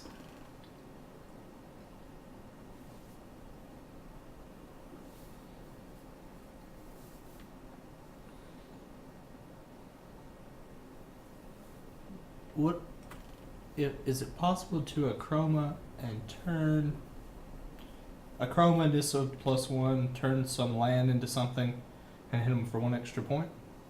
Would that be enough?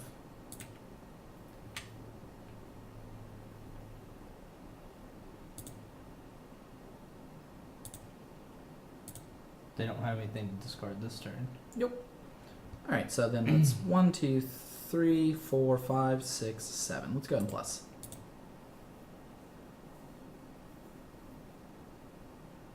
Wow, Mortify. Doesn't do anything. Do we kill them? They have no cards in hand and a Basalt Monolith untapped. What? Okay, so if we add 3s, let's see, 1, 2, 3, 4. So we can make a land a 1/1. So then this would be a 4/4. So that's 4, 4, 4, 4. Yeah, if we just so add... recount one more time. Because if you mess this up, we died, right? Yeah. Okay. So it is 5, 6 mana to do what you're saying. And we have 1, 2, 3, 4, 5, 6, 7, 8. So it's actually 7 mana to do what you're saying. Right? Yeah. But 4 of it needs to be green. 1, 2, 3, 4. Alright, perfect. So turn that swamp.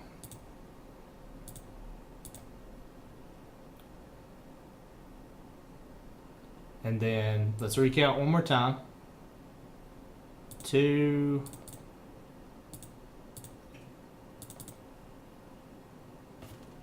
And then, yeah, that's way more than enough damage. They have no cards in hand. Yay! We didn't actually have to even do that. But it was nice, too. It was fun What to do you punch mean people. We didn't have to do that? We didn't have to activate. We just had to activate the overrun ability. They're at -9. We actually had them dead on board by 5. Okay. All right. So we're just waiting on this next match. I'm going to hit the bathroom real quick. I'll be right back. Alright. You might want to eat your egg roll or something. I probably will.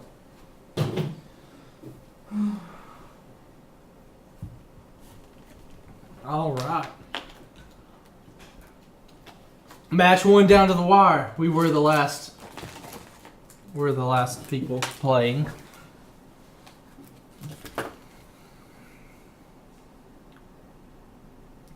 Let's see, what else we got going on here? Oh, we talked about this last time.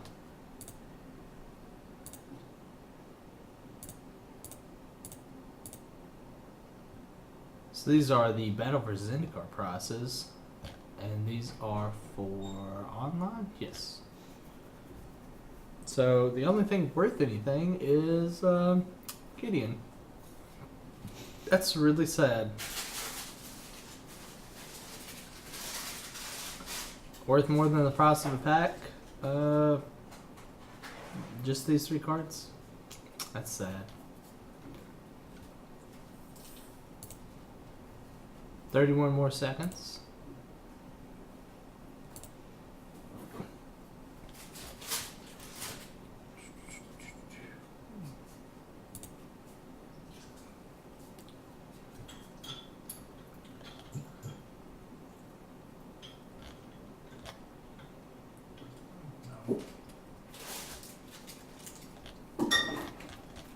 I guess Daniel was going to talk about this article.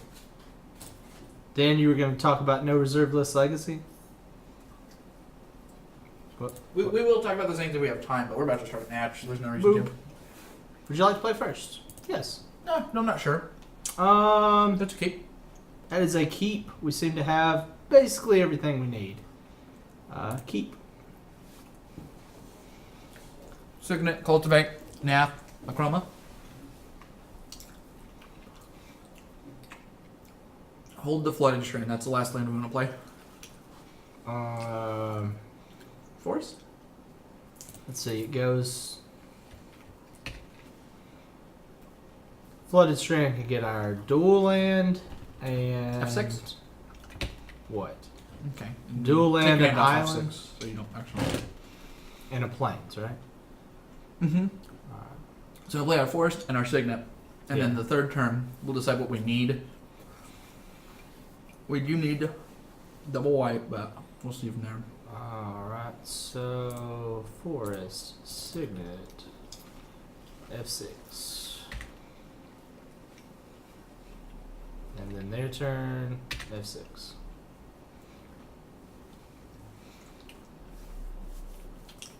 I think we get the So- planes if we don't draw planes. Well, we can all. Now we get the blue. No, So we do play the Flooded Strand, even though we're going to cultivate, right? I'd rather play the Wooded Bastion. No, you're right. Play the Flood Strand. That doesn't matter. Alright, so cultivate and. Just tap the 3 lands. It's quicker. It is quicker. They don't have any mana up to Force of Okay, Focus. we need to get a mountain Alright, and so a plains. Because definitely a mountain, definitely a plains. we can fetch. Alright, It so doesn't matter. we'll just put the plains into play. And then F6. We can fetch the blue-green source if we need that first. So we'll play the mountain next turn. What we're really trying to decide is if we need to play a chroma or a blue spell, and we're trying to wait as long as possible on the Flooded Strand. Alright, so we got 5. We'll have 6, We'll play Nath. 7. Yeah, we'll definitely play Nath. We'll play Nath, and then Yep. our opponent missed land drops. Yeah. We've hit 4 land drops, they've hit 2. We'll help them catch on a land drop, so this will be rough for Oh, them. no, they have a boiler breaks. They haven't missed anything. Okay. So now we want the Mountain, Nath. mountain. Click on the Signet, perfect. Yeah, I've seen you do it. It's really awkward. Oh, okay, whatever. I didn't And mean to do it F6. that way. F6. Okay, at this point we are 2, definitely getting the 3, blue-green 4, source. 5, 6. So we Flooded Strand for the blue-green source. F6. Hold on. We need another plains for a chroma, right? Mm-mm. 1, 2. Oh, no. We can turn a green into 2 white. Yep. 1, 2, 3, 4, 5, 6, 7, and 8. So obelisk and then a chroma. Yeah, let's go ahead and play the Flooded Strand this next turn and get the... Alright, so do we want to yield to Nath or just accept it every turn? You can do it either way, whatever you're comfortable with. It doesn't matter either way, right? Correct. There's one. There's not a way that we say no. There is. There's one that says auto yield no to Nath. Oh, okay. So Don't pick that one. don't pick that one. Alright. Our opponent really wants to get rid of Nath this turn. If Nath activates twice, then we're in a great situation. And our opponent is looking to answer Nath, so I really do like playing Nath into Obelisk, into a Chroma, because then our opponent has to answer a diverse amount of threats. That's quite a lot of mana. Yeah, it's only okay. Alright, so this one does what now? When it enters the battlefield, so cast instant and activated abilities, okay. Click on the yes. Use, yes. Okay. Okay. And So what does this yes. thing They can whenever they Yes. cast an instant sorcery, they can tap 2 green or red cards to make a copy. do? Ah, okay. Okay, so how much mana do we have So- right now? 1, 2, 3, 4, 5, 6, 7. Yeah, I count 6. 1, 3, 4, 5, 6. We have 7 if I play one. Okay, play Flooded Strand, get the green-blue land, attack with the Nath, because we would be happy to trade Wart for the... Well... So yeah, we want to trade, so go ahead and I attack. actually think our creature is much better than theirs. Yeah, but we have Verdant Confluence. We can get ours back. Oh, that's a good point. So go ahead and attack with our 4/4. Okay. F2. And then we'll play. Now, do we want to attack with the 1/1 too? Because if they block Yeah, sure. the other way, we just get it through. Otherwise, we kill one of their goblins, and I think their Raid Mother is useless if we kill one of their No, goblins. they'll just block their elf on our Raid Mother. So, Wait. what does the Raid Mother do? She gives the ability, so just attack with now. Each. Just attack with now. Oh, okay. So just attack with this. Yeah. And then two. We could have played Verdant Confluence and like made the guys bigger, but that's just not where we want to be. We'd much rather. We could have played Obelisk and killed something too. We don't have enough mana. Well, killed something next turn then. We're gonna play Obelisk this turn. Oh, we're not going to play the Confluence? I mean, if they block, I don't think they'll block. Oh, we'll just wait and play the Confluence on Chroma, right? We will. Plus. No, because they have the one answer they're going to kill Chroma. Remember, they just have to have one Wrath, one Detention Sphere, and we're just out. We're going to hold Verdant Confluence because they're more likely to answer our permanents without exiling them, and Verdant Confluence will let us get back Nath, Achroma, and Obelisk. So if I were them, I would trade. Our creature is much better. Yep. And that's why I think we shouldn't have attacked. No, I like attacking. Okay. F2. Because now they won't be able to copy spells. Which F2. Alright, and go play the Obelisk. Right? That's better than Yeah, getting does your it creature matter back. what... Nope. Okay.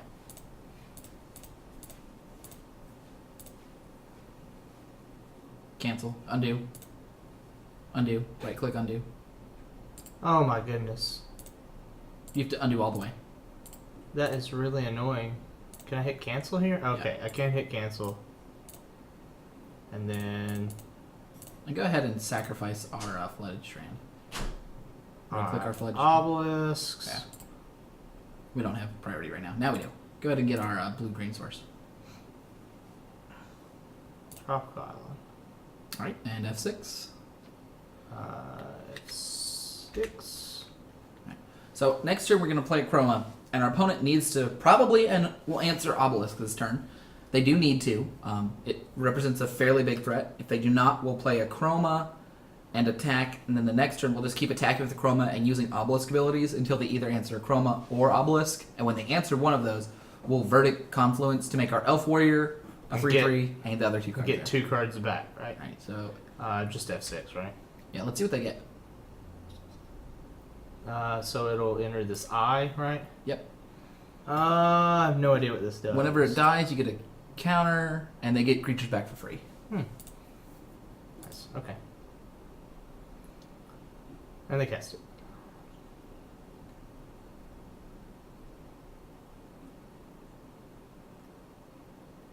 Yeah, don't block that. Why not? Because then they get a creature back for free. Ah, that's real smart. Alright, so F6. What? What was that? I think they got a creature back. Anyway? Yeah. Right click it. At the beginning of your end step, choose target creature card in the grave. If that card's converted mass is less than or equal to the number of experience counters, so 0? It goes into play if it's bigger than that. They just get it for free otherwise. Oh, okay. Let's just play our planes. Play our Chroma. Alright.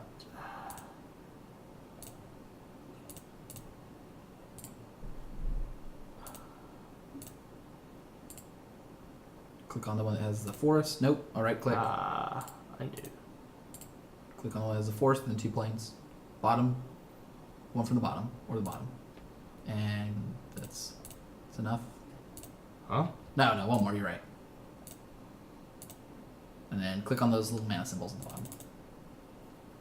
Man, that is complicated. Yeah, it's complicated to actually do the technicality of mana. Alright, so Attack. F2. Alright. And then F2. Yes. And then every turn after this, we can either decide to gain life, or we can Do make damage. our... Well, not do damage. Give one of our creatures +4/+4. Or we also have red. We can do 3 to them. Isn't better to do +4/+4 and do 1 more damage? Yeah, it is better to do that. Alright, let's go ahead and F6.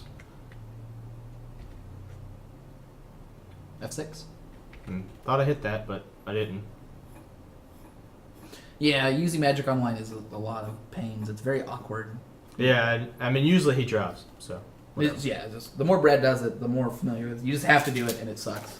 But the thing about me going so slow is I don't make click errors. Because I deliberately click everything slowly. The downside of that is you don't always have time for round 3, so. That's true. I'm going to let you take over, actually. Change places. Oh, I'm going to fall. Alright. Alright, so +1/+1 on a chroma, or +4/+4 on a chroma seems to end the game real quick. We could also attack and +4/+4 the elf. Yeah, I'll attack with both. Which is fine if they use jump block with Goblin Warriors. Now, what they can do is they can play Wart every turn. That's a little slow. They gain a bunch of life. I was going to say, if they tapped out and didn't gain life, we would just play Verdant Confluence and put all the counters on the Chroma and kill them. We might still be able to do that and kill them. Because it'll go up to 10 + 6, 16. What? This is 12, 16, yeah. Yeah. Oh, wow, we do get to. Do we have enough mana? 5, 5, 6, 7, 8, 9. Yes, we do. Yeah, by my calculations, it was right at it. Cool. Yeah, we have enough green too, so. Definitely. Alright, let's go ahead and do that then. Cast. Boop, boop, boop. Choose a chroma, choose a chroma, choose a chroma.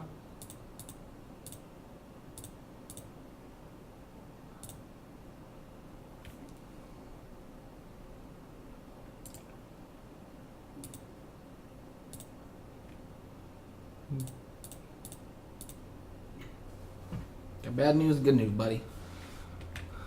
Chroma, go do your job. Wait, do not attack with that elf. Fine either way. It might trigger something. Might trigger something we don't know what it is. It might trigger something crazy. Alright, so they're a creature deck. So I'm out on the signets. I'm in on the creatures. And are you down with a sickness? Now, Did you want to change the mana back around to? considering Radiant Purge, we saw 2 cards I'd like to exile. That's true. Yeah, we're going to drop the Boros Garrison. We're going to add a Swamp so I can cast Big Dragon Man. Alright, and there is that argument. I could drop Rofalos. It is one of the least affecting cards. I think Yeah, we that's the still one. have a lot of forests, so it's still good. It's just Yeah. probably not as good as Radiant Purge. Against their deck. So, yeah, here is what I'm talking about. Alright. We still have the Mortify. We haven't drawn Wait, this wait. Do we want Firelit Thicket or Mystic Gate? I don't think we do. No, we just don't. wanted to ask. Always important to check everything. We're still not in the matchup where we want to bring in all the creatures. There will be a matchup where we're going to drop a Chroma and Carador and bring in a bunch of 2 and 4s. We just haven't hit it yet. In fact, if we win this... we may not. Well, I mean, that can be very good against the aggressive decks. I would love to see it. Our deck is actually great. I feel like the green deck is the one deck that really trounces the aggressive deck. Because, they have they're expecting you to be getting to the top with bigger creatures, when in fact, you're getting through by density of threats. And eating Howling Cave. That will heal us. Mm-hmm. I think the real trick is either having card advantage or unanswerable threats. What a weird hand. It's definitely a keep. Yep. Jungle Shrine, followed by Forest. Yep. And then 3rd mana Cultivate. Cultivate into Nath, into Kukusho. That's Kukusho. pretty impressive. Mm-hmm. I always call it Kakusho. It is Kukusho. Or whatever. Whatever you say. Kakusho. Kokosho? Kokos? Kakusho. Cocoa Puffs. Coco shows. Yeah. Shokoko. Hoko Shokoko. It's actually the dragon from DBZ. It's actually the Evening Star. He's so good.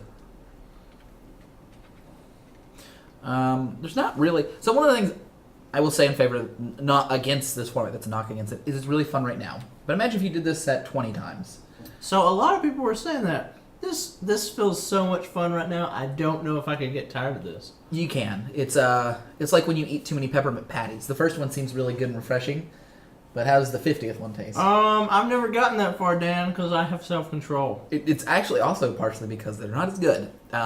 Playing this sweet deck a couple times is fun because you don't normally get to. Wow, that's great. But at some point, we would rather not play this same one. I don't think they have non-basic hate. Well, I don't think non-basic hate exists. Oh, they played turn 3 Blood Moon Man. Good Well, game. that's not in the set. Yeah, thank God. Let's go ahead and kill that instead of do You something think else. so? Yeah, I don't want them drawing more cards than us. No, I think our Nath is way better. Turn 4 Nath. Oh, whoa, whoa, whoa. Hey now, I almost missed the turn completely. Okay, so we need a second black source and a second white source. But then we don't have, well, we have red. Yep, black, white. Wait. Do we already have one white source? Okay. We want 2 white sources. Yeah. Alright, let's put our white source in play, black source in our hand. Now, they might draw a card off this, but I think we'll have at least one more turn to deal with it. So they might get one card, but I'm worried about them playing a creature, drawing a card, then drawing the answer to our Nath. We play our Nath dies, and then we're just behind. and I agree with that. You can go ahead and go. But it's too late. We should have played it instead of the Cultivate. I still think Nath is better because it's going to start ripping their hand apart. Unless they draw an answer after playing a Legend from Reki. Yeah, I mean, they might already have an answer. Right, and in which case I like killing the Reki because then we're even on cards again. But I don't know if they're going to draw one immediately, though. Oh, they did.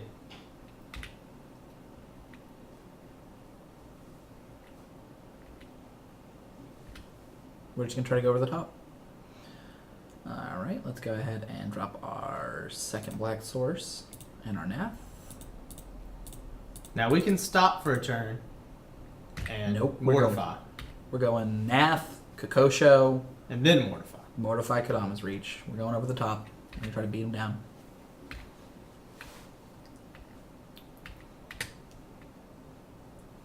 We do need to kill Glissa Sunseeker before we start playing artifacts. There's only, what, one in our deck? Yeah. So, that's good. And it actually kills Chinese Glissa. food if you want it. And chili.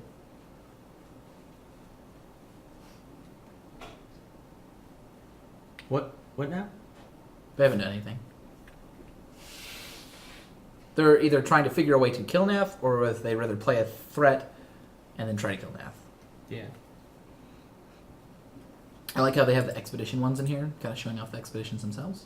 Yep. Looks like a kill spell. Yep. And that is what I was worried for. Alright, so should we go ahead and kill the thing, or should we go ahead and play Kakusha? We're gonna go play Kokosho. Now, so we could mortify Nissa. I think going over the top is still... Yeah, that's fine too. So mortify Nissa doesn't actually stop their 3 takes. So we're still getting hit for 3 more. We can Kodama's Reach Mortify. I think I like that play.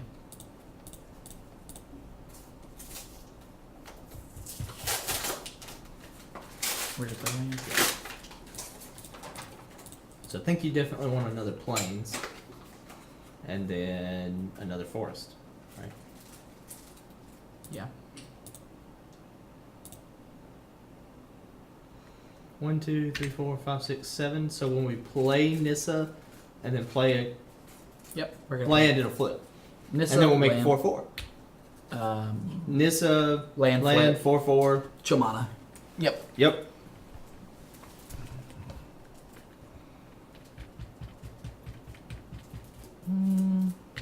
Okay, the archive is a good card, but it's just getting them more cards. Oh. It's just search tomorrow. That'll help their mana. If they're having mana issues, this will fix them. I'll get them back where they need to be.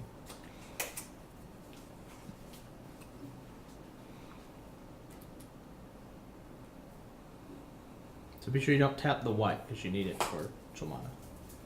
Yeah. We're hoping if we draw the artifact as well, you can kill Glissa, which I like. The artifact. Oh, right. The staff. I think in most formats, Glissa's just not good enough, but I think here she really is. Okay. Alright, so don't play a land. Don't play land. We Play can play Nissa. the. We can play Play the. Nissa. Play Nissa before you play land. We can play the fetch and then fetch in response to anything did that, but it's just a forest, so I don't think it matters either way. Right? But if I was playing in a format where they had removal, I would play the Verdict Catacombs. Oh, play yeah, the yeah, Nissa. yeah. I agree with that, but I don't think you want to lose the life in this situation.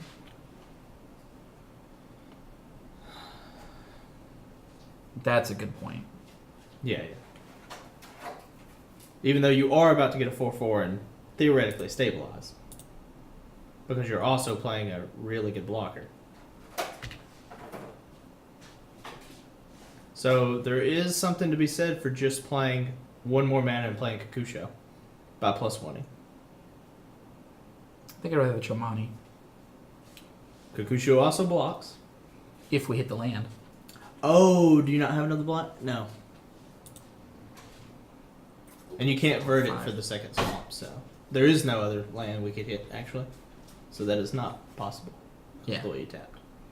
Well, there's only Two there- swamps. There's no other lands in the deck to get though. The +1 is reveal the top card. If it's a land, it comes into play. But we don't have any untapped mana sources. Okay, I thought you could play an additional land. My bad. So this is definitely the best play. Yeah. Now our And opponent's can we fine. play another land? Might want to click it just to be sure. Alright. All right, and next turn we play Kokosho, and we start beating. Hey, that is a good end of turn play. See what our opponent's going to match up against us. Maelstrom Maelstrom Wonder. Wanderer. Do they have enough? They do not have 4, enough. 5, 6, 7. If they have a land, they do. It has to be red, right? Nope. stopping Red, green, ground. blue. 1, 2, 3, 4, 5, 6, 7, 8. That's about to hurt, isn't it? Real bad. Well, at least we got an amazing blocker. That's almost death. They can make us lose half of our life.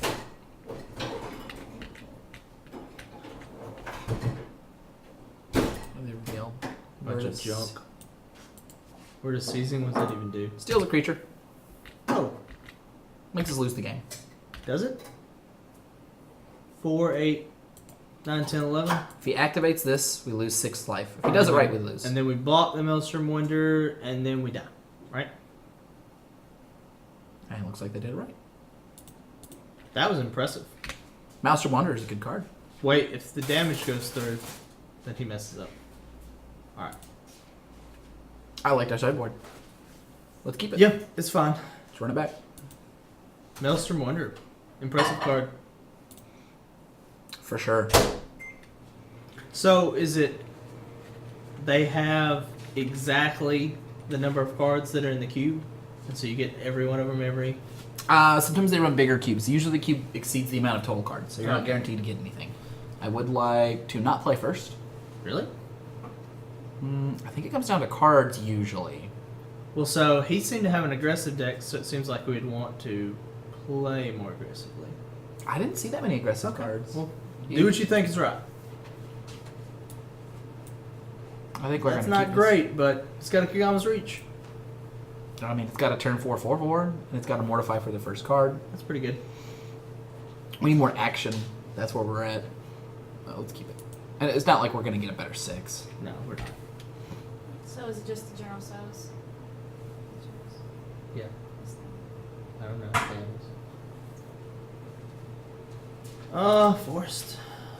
All right, so if we knew we were going to get an aggressively big hand like this, I might have preferred to play, but we don't know we're going to. In a lot of hands, just getting to the mana is what we're really hoping for.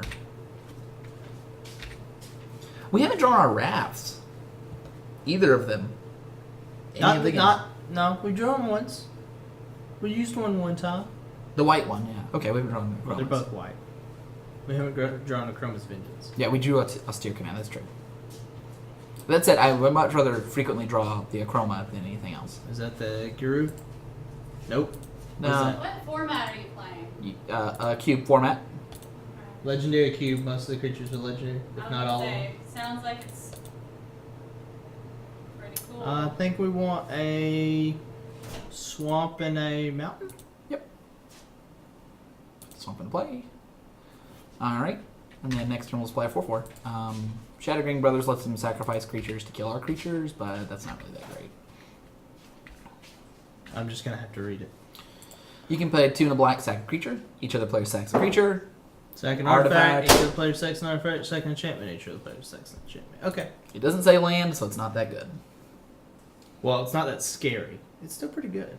It's fine. It's released in Commander product. I like it in Commander a lot more than here. So if you play Risk the Redeemed, oh, you can't play it next turn. So I wouldn't play our big creature with them having that out. I would play Risk the Redeemed instead. See what he plays. I might just mortify it depending on what comes out. I have no idea what that is. I have to mortify it. It does 1 damage to target creature or player. Oh, okay. So mortify it, play Risk the Redeemed, right? And a land. And a land. Yeah, we have to. Yeah, I think that's the best. Okay, we need to play another forest. Yeah.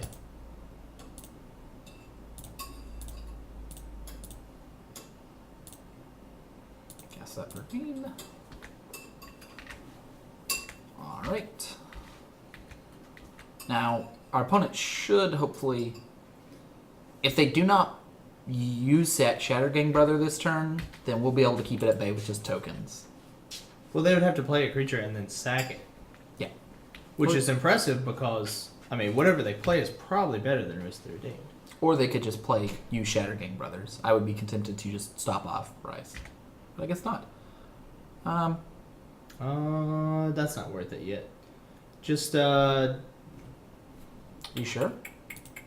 so we can get any card from the graveyard, right? Later? No, just permanents. Just permanents. So do we have anything in there yet? We don't. Okay.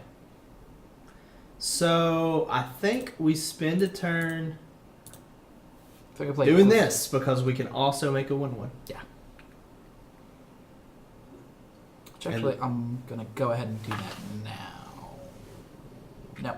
Do it at the beginning of their upkeep. Before they can play a creature. Well, if you're going to do it at the beginning of their upkeep. I'll just wait till they play a creature. They're not going to just activate it.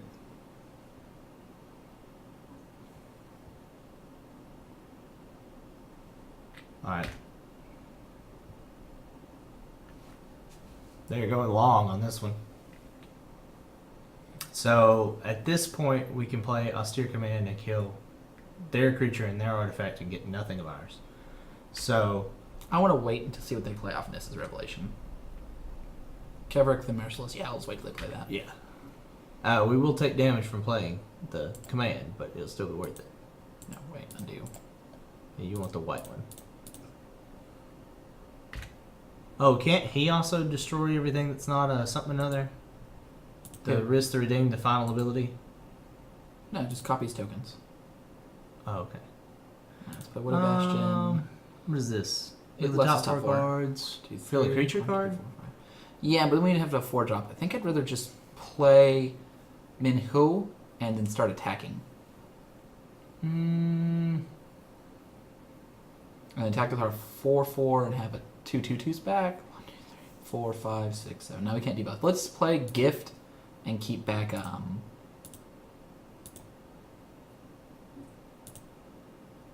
What do we Obelisk. get? We get Kamal and Verdant Catacombs. Those go on bottom. All right, and let's go ahead and attack for 3, and then we can make a token and block Shattergang Brothers if we want to. Yeah, and if then we can start doubling the tokens, right? Instead of making a single one. Yeah.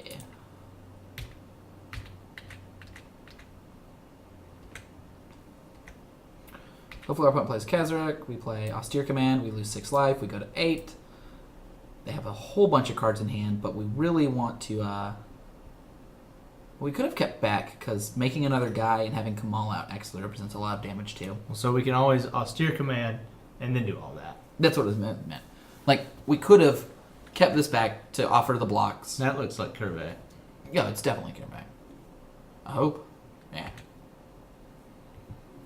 Yeah, so we're going to Austere Command this turn. Don't forget to make a creature. Definitely not.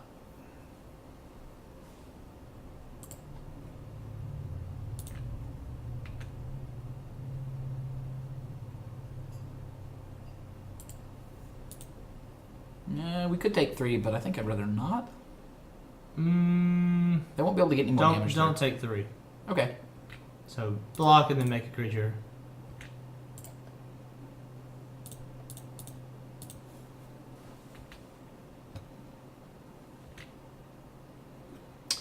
Wow.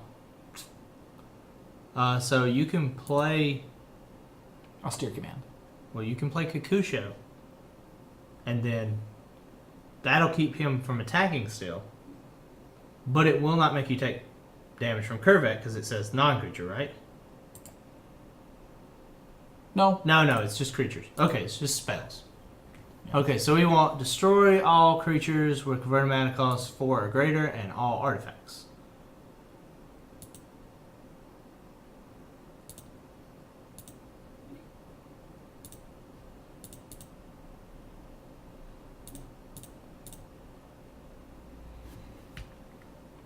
That hurt. It was definitely worth it. Alright, so we leave the Elf Warrior back in case they play Maelstrom Wanderer and attack with other 2. 1, 2, 3, 4, 5, 6, 7. They have a land and Maelstrom Wanderer, we would... No, we're killing that. 1, 2, 3, 4, 5, 6, 7. Oh, land, man. Maelstrom Wanderer. Okay, so... What? Did you click the wrong things? It's a creature or player. Oh, okay. Well, in that case, don't attack. I didn't realize it was to creature or player. That was actually a very smart play. I mean, well, you're not going to block with that anyway, so you might as well attack, right? Yeah.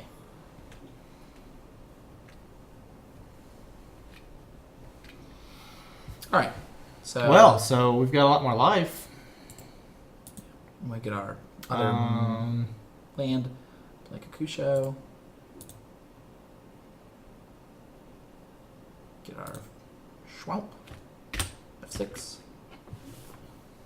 So I don't know if I like their play of hitting us or hitting that creature better, but it was a tight play. I like hitting the creature better. It gets more value. Gets I mean, they know if they have Maelstrom Wanderer. They have other cards to get out too. Gliss is a very hard card to get around. Fortunately, we have Verdant Catacomb or Confluence, and I mean, right now it only gets back Glissa, but we could get Glissa. Glissa, and well, it could get back a land, but that's dumb. No, we're gonna play Kakusho. We're gonna play a bunch of threats. They're gonna answer them. We're gonna play Verdant Catacomb and get them all back. Seems fun. I like the idea of playing Kakusho next because when it dies, it gains us 5 life. Yeah. We're not really hurting, but We have the ground locked up too. well, keep in mind that Riss is it can win the game on its own as well. Yes, and it'll be very good with these 2 cards right here, One, Ming two, Ho and Kamal. And if we draw a land, we can actually activate Riss and Kakusho and play Kakusho. Yeah, we have 4 green sources right now, so it is quite a few.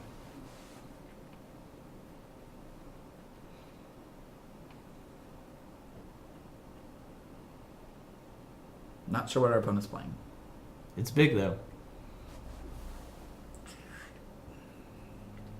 What was that? Hedron Archive. Hedron. I guess they're sacrificing it to drop. No, they're playing a 4-drop. They're going to get back Kavrik. We're going to be in a rough spot pretty soon. We need to get spells out of our hand real quick.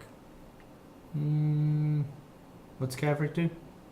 Whenever we cast a spell, we can Oh, convert a mana cost right. to something.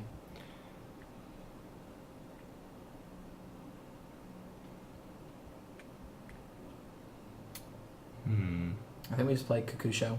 1, 2, 3, 4, 5, 6, 7, 8. Yeah, I think we just play Kakusho. Yep. And then try to kill him in 3 hits. Well, so we play Kakusho and then we play no other spells. We just make tokens with Riss. Yes. And we could play Kamal because it represents more damage that way, but I think I like Kakusho better because it just gets through.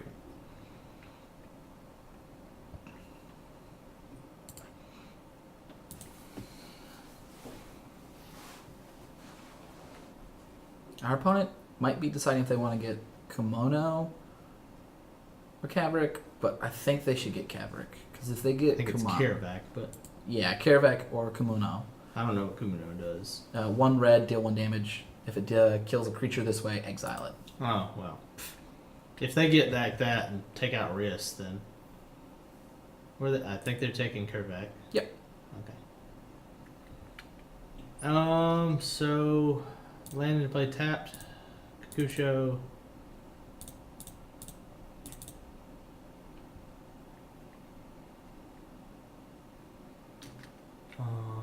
That's it. That's it. So now they play Kervac. We Make an elf. make an elf.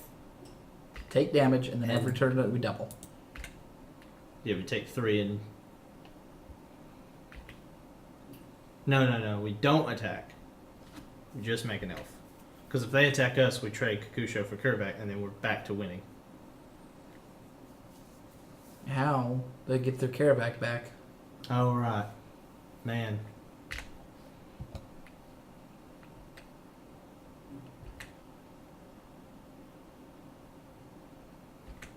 So now they get the thing to do their wrists. Yes. No, they got Shatter King Brother, weirdly enough. No, they didn't. Yeah, they got the right guy. Gyarados doesn't do enough, does he? Not to justify taking 8, no. Yeah, we just attack for 5. Do we attack for 5 or do we just hold? Because I think holding is the best plan, because they can't really attack into Kakusho, can they? They'll burn down all of our small guys, and burn us to death over time. Well, so if they hit us with Kakusho, No. They'll pay 2 to burn us for 1 for each red mana, so they can burn us for 1, 2, 3 every turn.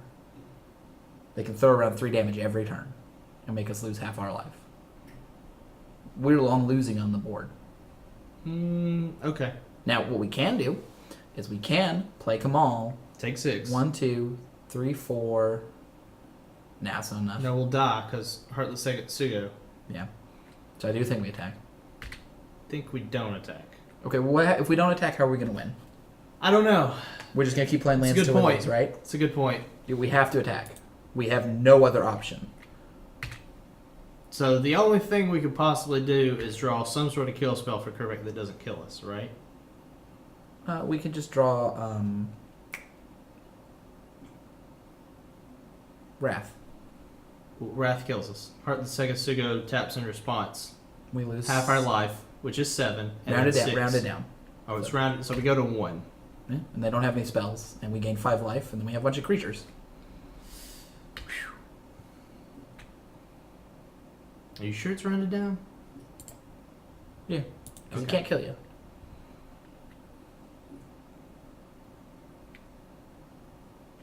I do think we're going to lose this match, though. So that'll mean that we'll go 1-2, right? Oh, we've already won 2 in a row? I thought we lost one. Oh, did we lose the match? I thought we lost a game, and this was the second or third game. Okay, That that might be match. it. But it's been a long day. So can he activate that ability right now? Yep. Okay. So he's going to. I don't know what he's going to do. Okay.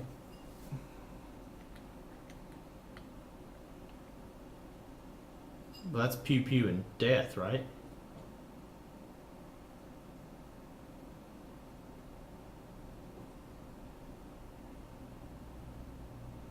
If he just taps the Heartless Sugo before combat damage, he kills us, right? With the pew pew? Yeah, but I don't know if he's doing that. He can use Kamuno to kill both of our guys. Take us down to 6. Nope. Okay, so let's see. We need to have 2 life. I think he just blocked the 2 biggest ones, right? 4. That's 9. That's 9. So wait, if we take this, we take 7. Just the Kavrik, actually. How do we win? Yeah, there's not really a point not to blocking the 2 biggest ones. You're right. Well, if we just block one, it doesn't matter because we need one more card for it to matter with Rice.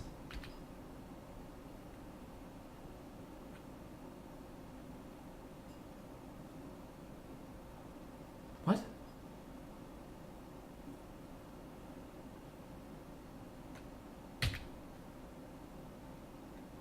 Okay. He terminated and killed our Kokosho. It'll exile itself. So it doesn't get its ability? Or it does? It dies and then is exiled. Okay, so we did drain them. Yeah.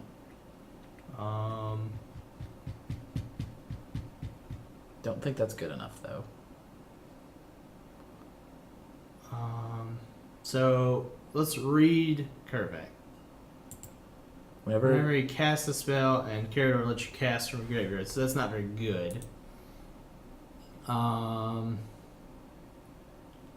cast Carador into Kokosho, we don't even have the black. Die to. We don't have the black mana. Kervak. Anyway. Yeah, we do have the black mana. We die to Kervak. We die no matter what they play. So I think the only thing we can do is cast that 6 mana spell there. Just because it can block.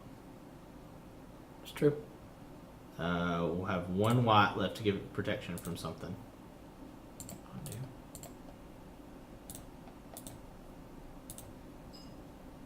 Yeah, okay, that works too.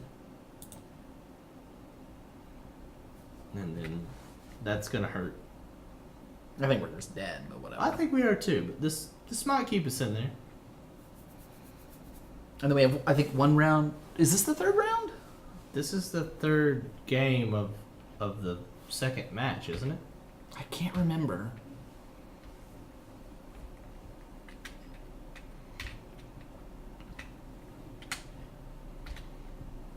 Alright, so is that enough? You can't just attack with everything and kill us. Can then the guy do damage to creatures and players? Kavrik or Heartless Hestigo? Or Kimono? Kimono.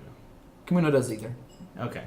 So that's 1, 2, 3, 4. 4 damage right there. So they tap half our life. Shoot us for 4, attack with everything. Yeah, they can kill us. They could have killed us last turn, though, so. That's very true.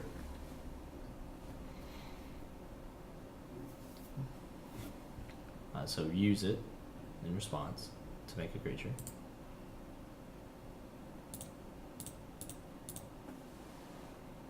So we're not going with the prediction route, which is fine. No, you're right. We don't need the protection. He has high enough toughness.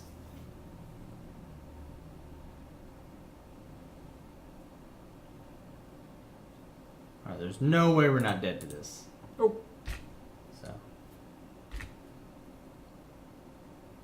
Look at that 11-14, though. Alright, so that was the 2nd match, right? Correct. 1-1. Okay. So we need to win the next one. God, that last match was just kind of grindy and slow. We just got outgrown out. Well, didn't we completely get mana screwed out of one game of that one? We got super flooded. This is true. Yeah, I mean, we just totally didn't play one game of the 3. This is true. So, I mean, it's pretty expected you'll lose when that happens.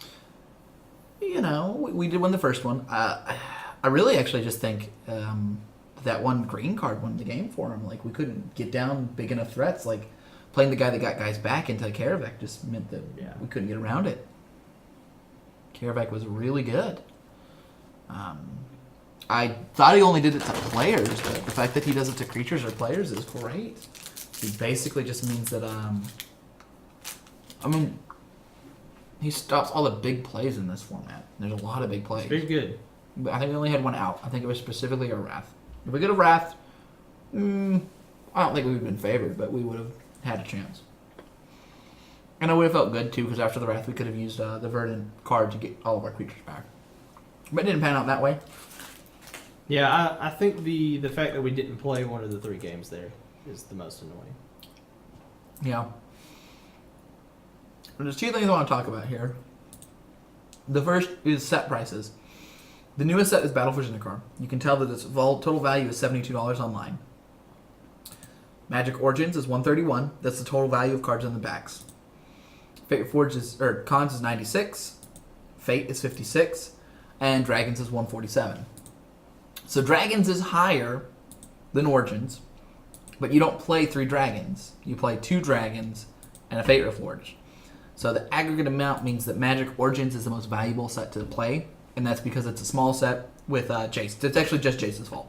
Without Jace, it would take the normal route of the oldest set is the highest value set. But Magic knows this, and you'll notice that there's only options for... Where's cons? Swifts for cons, which doesn't have as good of a payout for making money. Like, they only have the 6-2-2. There's no Origins Swiss. No, a cons. There's not a cons 8-4. Ah. 8-4s are actually only done for the other one there. Which can annoy some people if they want to have more competitive drafts. So, but if you wanted to make the most amount of money, you would play Dragons. You'd actually play Triple Origins. But usually it would be Dragons, Fate Reforged. It's just Jace drives it up that high. Because... I didn't have an awful lot of fun playing that. Magic Origins or Dragons? Origins, I didn't have that. Origins is just a beatdown set. Dragons is more like a normal core set. They didn't really have strong themes in them. Which is one of the downsides, I think, to Dragons, is like Megamorph wasn't cool enough to kind of do anything. Not really now. And then, like, it was just worse than Morph on the whole. Prowess was fine, but didn't feel like an ability. Dragons weren't well represented enough to really be a kind of archetype. The dragons were about a couple of dragons, and then the rest of the dragons were just around. So we just got a little bit longer on our last round. See if we can pull out the 2-1 after our opponent gruelingly finally got us there at the very end. Ugh. Rough. But the other thing is, I read this article, and it's up here by Saffron Olive on the no reserve list. Now, to summarize it, they're saying the optimal way to get Legacy re-expanded is to get rid of the reserve list, which opens up supply. But let's say that they're not going to get rid of the reserve list. Let's say they won't, for whatever reason. What solutions are there to making Legacy more playable if you don't have a reserve list? And their basic thing is, okay, we'll just ban the cards that are on the reserve list and make Legacy a reserve list format, not by undoing the reserve list, but by unbanning stuff. Or by banning the stuff that's on the reserve. Yeah. So the reserve list applies to casual formats, EDH, and Vintage. That would be sad if they banned all my dual lands. I actually think that the dual lands are the least impactful thing. Like, what's the difference between shocks and duels, really? It's about 3.5 life? While I agree with you, they're not very impactful. It does make it feel like Legacy instead of Modern. That's my first point. Because in Modern, I can play my crappy dual lands that take me 2 damage.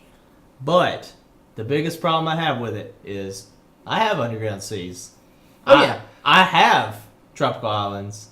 I have the other expensive one. What is that one called? Not Tundras, the one that's red and blue. They would lose value in the short term. So I have these $200-$300 cards, and I only have them so I can play them in Legacy. I don't have them for my EDH decks. I don't need them for my EDH decks. Yeah. You know. What would end up happening is they would tank and then they would bounce back up over time, because with the reserve list, and over time could be the next 10 years. Oh, yeah. I mean, it would infuriate me as a player. yeah, I mean, if your two options for reinvigorating Legacy were get rid of the reserve list or ban all the cards on the reserve list, would you want either of those options? No, I'd rather just sell all my stuff and let other people deal with it. In fact, stop playing Magic. Oh man, Brad's salty about it. And it's not that I'm salty. It's that they have built this reserve list to keep my confidence in buying these $300 cards. And so when they get rid of the reserve list or ban all the cards on it, same difference to me. They lose all that value, which is the reason they made the list to begin with. I mean, it's true, but So as someone who has almost an entire set of duels, not to mention a lot of the other cards that are on there, I think that is the reason that I have confidence in the product. And that would make me leave. you have confidence for the. See, I think the main point is most people that have stuff on, most people that play Legacy. Let's not say most people are reserve list buyers. Most people that play Legacy play to play. They don't. I've heard a lot of different arguments on whether the prices would change or whatever, but I think that they only keep the reserve list because they're contractually obligated to. So I think they keep the reserve list for the reason they stated, which was to keep confidence that we'll never print something that'll ruin your collector value. That's part of the Magic game, is your value, your collector value. Because the reason the reserve list came about was they printed a whole lot of, Chronicles, was it? And it tanked the value on cards that were previously getting pretty expensive, right? You could probably name a few of them, but I can't. Because they're no longer played. Okay. They're not worth anything. My counter argument to that is that they reprint Tarmogoyf, and they'll continue to reprint Tarmogoyf. Yes, it is not on the reserve list. Well, no, but just Tarmogoyf's value reduced from when Tarmogoyf was originally printed Which after the second printing. was... Future Scythe midway through. I'm not saying that they can only print an expensive card once. Like, will they someday probably reprint Jace Vryn's Prodigy in supplemental product? Yes. Do you think that's reasonable? Yeah. Okay. So Jace's price will go up. Eventually, it'll get to a really high peak point after it rotates and it's older. So, like, after it leaves standard and then a little longer while it's still played in modern, it'll get really, really high. And then they'll reprint think it might hit $100. Oh, it's already hit $100 once. It might get higher, might not. Well, whatever. It might become like Tarmogoyf. And then they reprint it and it'll drop like $25 or $50. Then they'll go back up. So that's my argument for if they got rid of the reserved list, these cards. So you're talking about a card from Magic Origins or Tarmogoyf from Future Sight, whereas these cards are 10 years older than those, if not more. Oh yeah, They're about 10 years. Oh yeah, and this demand because more people play Tarmogoyfs than people play Tropical Islands. That's true because Tarmogoyf has played multiple formats. I don't know if you're correct because there's basically only 2 decks in Legacy and 1 or 2 decks in Modern that play Tarmogoyf. But Tropical Island is played in every deck with green and blue. There are In more Legacy. modern players than there are Legacy players. No doubt. By quite a bit. But you're forgetting a lot of people don't play Tarmogoyf in EDH, but a ton of people play the dual lands in EDH. Yeah. So, I mean, that's... well, I think not the true. fact that they're 10 years older is the biggest point here. I mean, a Tarmogoyf and a Tropical Island are worth close to the same. But let's say that the player base for Legacy was the same as Modern. Numbers-wise. What would your Tropical Islands be worth? They'd be worth about 4 times as much. Okay. But if they have more supply, if the format's 4 or 5 times bigger and the supply is about that much, I'm not saying that that's exact on that. But if the demand is bigger So I think and what the you're supply trying is to say is if they reinvigorated Legacy and made it like Modern, my cards would be worth just as much. they If would they probably reprinted be them. worth a little bit less. And I don't agree with the statement they would be worth just as much, but they may all be the same value as a Tarmogoyf. However, some of my cards are worth double what a Tarmogoyf's worth. Oh yeah, that's true. So getting rid of that list is going to make me lose a lot of faith in their product as far as me holding these $300 cards, some of which I'm not playing and a lot of which I can't play all at the same time. So Right. So a lot of the reason that I keep holding these cards is I'm guaranteed that they will not go down in value because they're not going to print anymore. Right. And I'm not going to damage them, so they're not going to go down in value for that. The only reason they would go down in value is Magic becoming less popular or they reprinting them. Or the third option. So what they basically told you... Or this third option. They did. Because it's unlikely Magic becomes less popular for the foreseeable future. Let's say that Magic starts going in the decline, Brad sells his collection, he loses like $6 or $7 on his duels. He's fine. That's what happens. That's not foreseeable future Magic going away.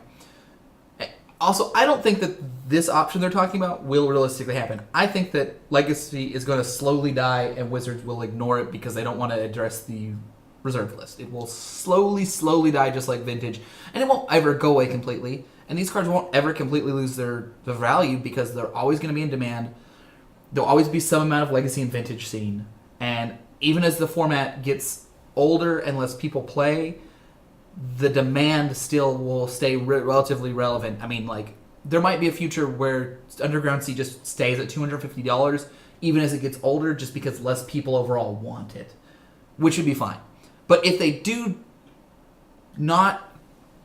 if they do the option here, which is basically ban the reserved list, there's Brad's concern, which is his cards are going to lose value. They're going to lose quite a bit because the demand will just plummet. So there's no demand.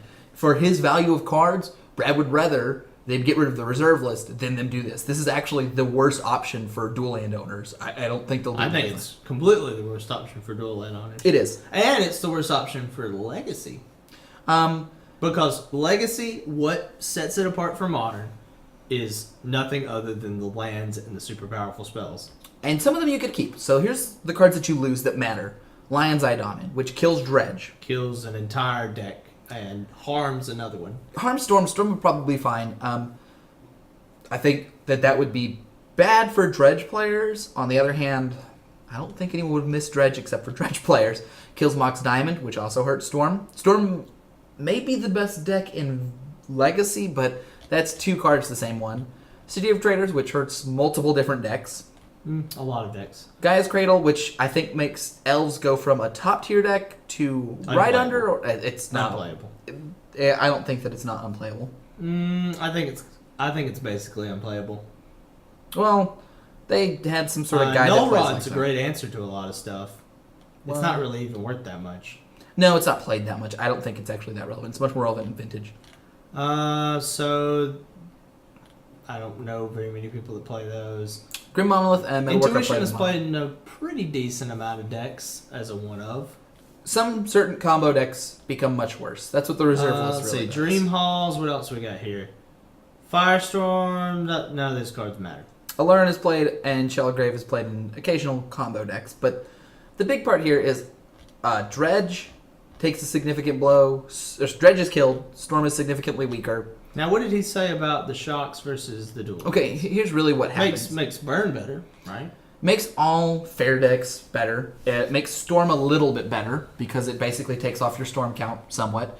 I don't think that the difference between the fetches and that is really that different. It makes Burn a playable deck again, makes some beatdown decks better. Decks like Death and Taxes get better. People basically keep the same mana bases. As far as your price of non-reserve cards, you'll also notice that the actual difference in the mana bases, or the actual difference in the cards, ignoring the duels, is like Elves is the only one where it's significant.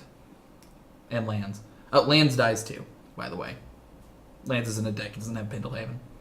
Not Pendlehaven. The one where you have to pay 1 to keep Sneak creature. and Show's dead too. Show and Why? Tell. Oh, yeah. Oh no, sorry. Sneak Attack. Actually, I don't know about Show and Tell. This is a little sketchy. We need one more land. Oh, and we don't have green. I think that's a mulligan. Let's keep It's not great, but it's fine. put it on the bottom. All right. We'll talk more about that on a minute. I do think that it's an interesting idea they came up with. I don't think it's the most likely one. Okay, well, our opponent's going to take our Cultivate and our hand's awful. If they do. No duress was in the anything. I do think it's a very playable card. But yeah, if our opponent takes the Cultivate. If they take the Austere command, we're in a great spot. But I would definitely take the Cultivate here. Unless they just have nothing but super expensive spells super late.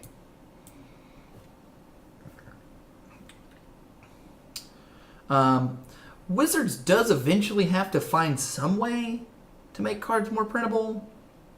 Yeah, Well, they chose correctly. Oh, they definitely did. Well, this game's over. No. They have to Been kill nice us. playing, Dan. We have 2 more matches too. I actually think that the Eternal formats will continue to be played in paper and hold their value at what they are. Yes, he's fine. It's not terrible. But I think that the competitive formats for Legacy and Vintage will just move to online format because it gets around that price barrier and demand barrier, and most importantly, the logistics. How many Legacy tournaments have you played in? A lot, but not recently. Is it more or less than 100? It's less than 100. How many standard tournaments have you played in? It's probably still less than 100. Really? How many How many Legacy tournaments could you have played in within a 30-mile drive? And it's going to be less than 100. Didn't play in? It's less than 100. How many standard tournaments could you have played in that are less than a 30-mile drive? I mean, that's a good point, but I still think the fact that I have thousands upon thousands of dollars of cards matters way more to me than them reinvigorating a format by banning my stuff. But your stuff loses value over time, too. I mean, you eventually... It hasn't yet. Not Hasn't yet. lost a bit yet. It's only gained. I'm under the idea that eventually it'll just stop growing, and it might not even collapse. It might just stabilize or grow extremely slow. It's been Well, growing low. so Vintage died and everything kept going up and never went back down. And I think that's the way Legacy is unless they do something like this. Oh, wow, this Brain Bite. Opponent's running a sweet discard deck. Makes me want to play lower curve. I would take the Obelisk or the Kokosho. I'd probably take the command. If they can. They can take anything they want. Oh, well, I'd take the command. You feel like the command's the best card? They have 2 artifacts already. That's a good point. Like, we could just austere command and kill their mana. They've missed land drops. Yep. Have we not missed land drops? We drew 2 lands. Well, we need 2 more before we can do anything. And our opponent draws a card here, so this should get them out. Oh, yeah, they took the austere command. So we're just going to try to beat them down? Yeah. Right. Let's return a forest. No, let's turn a... Yeah, forest. Well, 1, 2, 3, 4, 5, 6. We'll play Kokosho. Yep. Attack for 2. And have Kokosho out. Yeah, I didn't know that the... Well, I did know the vintage cards kept going up, but I'd like to see the rates at which they continue to go up. Alright. So attack for both and then play our Kokosho. Yeah. Yep, there aren't many counter spells in the set. I think Arcane Denial is one of the only ones.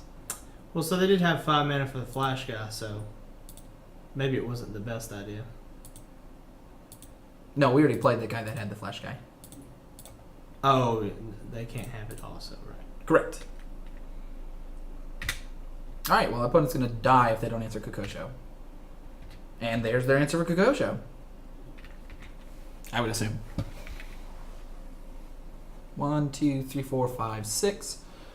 Alright, so we could So we either... need what? 1 more white? So no, we don't need any more white. So we could either play... Make another token, and then start doubling tokens. I believe that's the best option. Play the Obelisk, because our opponent's running some amount of discard. And I think those are the only 2 options, really. Well, 2 more lands, right? And we get a chroma. So Right. any kind of land. We could use Obelisk to start filtering cards away. I think we're better off Interesting. making another creature. Our opponent's Oh, it's got this deck. Honden. It's this deck. It's the artifact enchantment control deck. Do we want to make another risk? So token? you want to make another token, bounce a land. Make another token, bounce a land, attack. And not play the Obelisk? Yes. Because next turn, you'll be able to play a chroma. Okay. Green.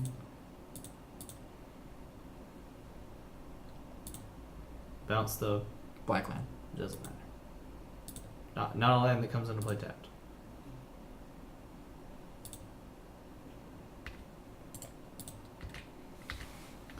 Alright, so now we just double all our tokens, which is how many mana? 6? 1, 2, 3, 4, 5, 6, 7, 8. We're actually just playing. Alright, so we play a chroma and then we start doubling all our tokens every turn. Okay. And we still play a chroma. I think our opponent did not understand what's going on. They just killed themselves. Maybe they didn't count. 1, 2, 3. Okay. Why?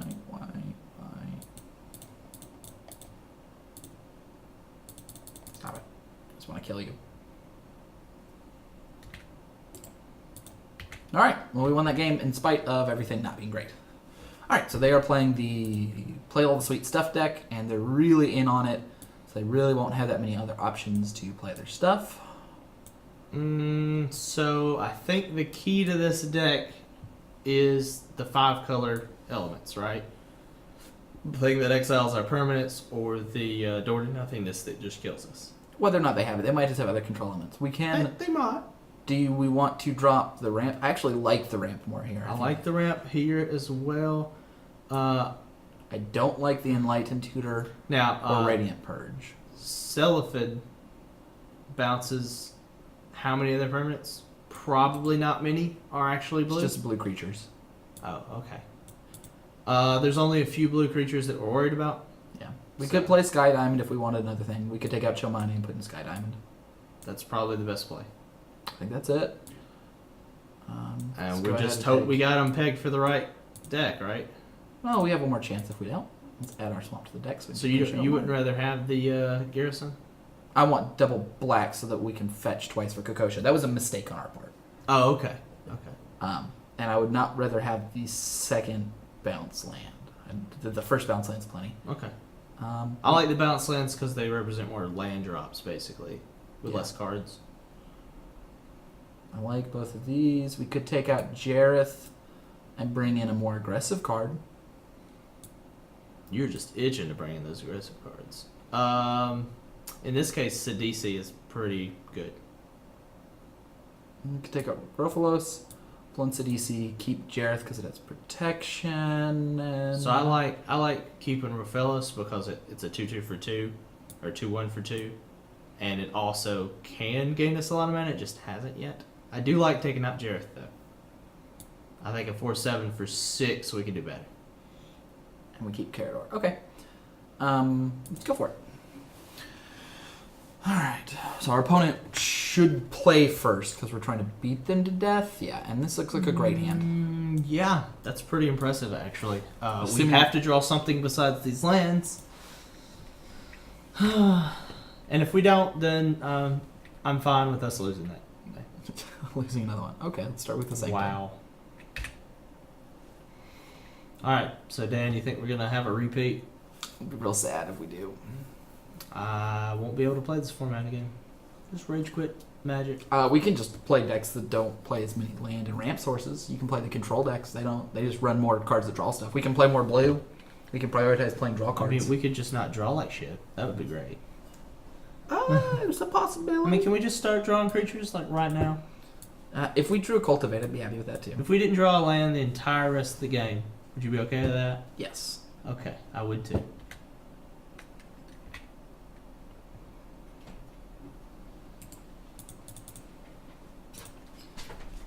Let's see. There we go. I'll take that. Play the forest. Oh, never mind. It doesn't matter. He's risk 3D. Now we. I can't think play we the should probably sig- play the signet first. We could play. If we play the signet, we can play the. Yeah. We can play wrist and get out of his reach in the same turn. So I would just The one damage is not gonna matter. All right. Do we want to start fetching now? We should probably fetch. Well, we can fetch green with this and plains with this, so we're fine for now. Just don't. Okay, so we need to play this now. Fetch your planes. Actually, fetch a. Yeah, fetch a plains. Alright, that's fine with me.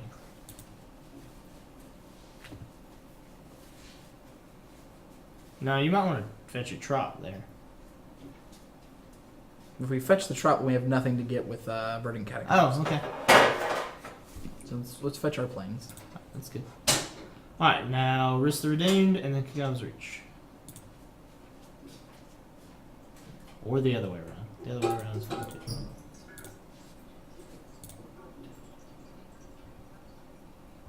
Okay, I'm gonna So get a we want mountain. A mountain and a plains? We don't have any plains left. Or Oh. we can get a mountain and a Forest? swamp. No forest. Let's put the mountain in play. Play Reese. And let's pass. Alright, so next turn, right now, we do the only thing we can do and make a token.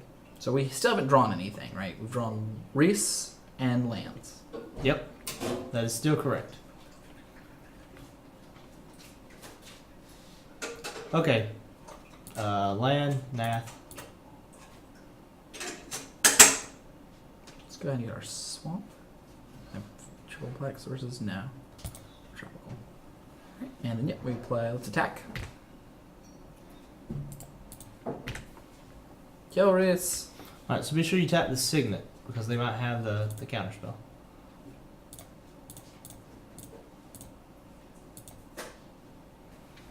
Alright, and they have one turn to answer Nath, or it will quickly end the game. Yep.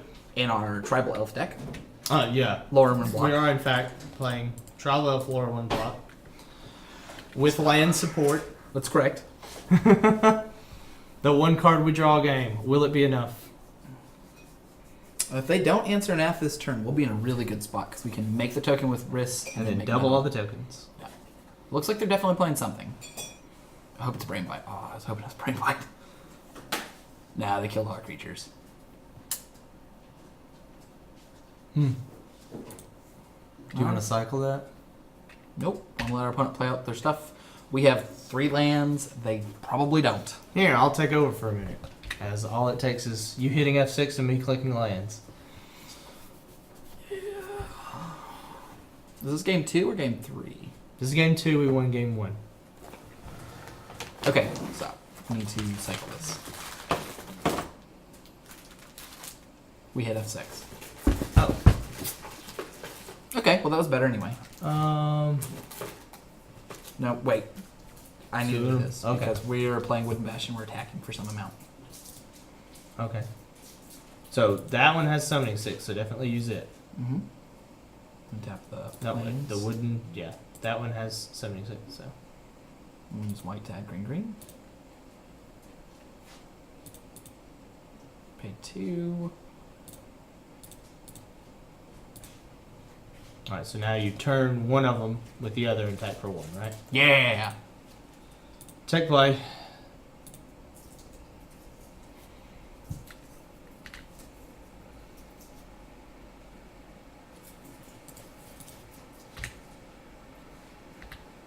Okay. So what I really like about this is our opponent actually has to. We could have left the green up to make him not want to blow up our lands, too. Hmm? If he wrath, you can. No. So we have 1, 2, 3, 4, 5. Alright, so we have 5 green sources? We can kill him next turn. He has to kill Kamal or dies. Really? Yep. 4, 8, 4, 8, 12, 13, 14, 15? 2, It's not 3, quite death. 4, 5. It's death if we draw 4s. Just be sure when you click. Nah, they Oh, kill man. it. The rage. It's fine. Alright, well, listen.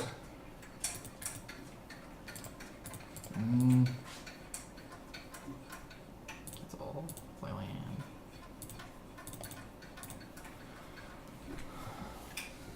I mean, we've been hitting runners. It's a good thing. This one doesn't instantly kill them, though. So I really want to draw that green spell that we... It did win us that one game. It won us the game where we got to make... The chroma Super really, buff. really big. Yeah. We'd have probably won that one anyway, but But if we drew that now, we could get back Riss, Nath, and Kamal. nice. But seriously? Man. Okay, I mean, these killed a creature and bounced a Signet. No, they've just one What? for one us the whole game. How do they tap all those lands? Was that the end of turn or Yeah, something? yeah, it's an instant. It's been... Who's Okay, that guy? it's 8/8 hexproof. They can win now. Yep.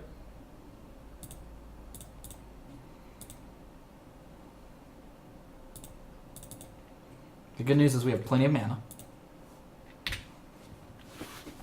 We're ready for this. We have the mana ready. So 1, 2, 3, 4, What- 5, 6, what is that? 8, 9, Attacking 10, what does it say? 13. What does that huge block attack say? This will be blocked by all creatures, which we don't have any because I hear the downfall by one creature. Well, this is a sad defeat right here. I mean, all we have to do is draw a Wrath and we'll be okay. We have a 1 in 21 chance of drawing it. And we need to draw it next 2 draw steps. We need to draw next turn. So all creatures have to block this guy? Yeah.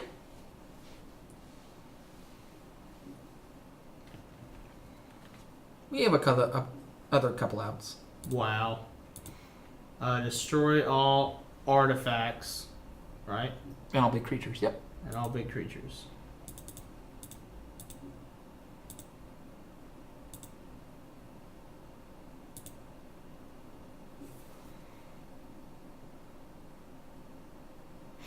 Still don't think we're favored, but we're okay. Nah. We're at 2. I mean, we are a game up.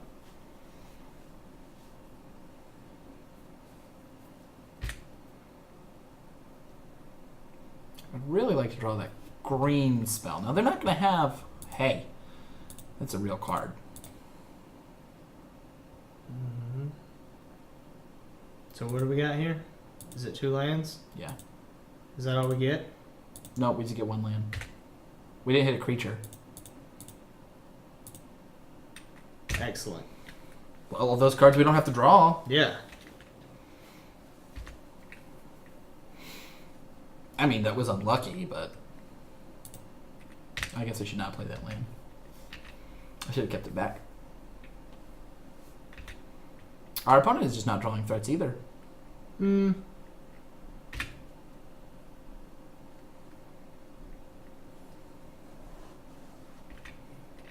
We have plenty of mana.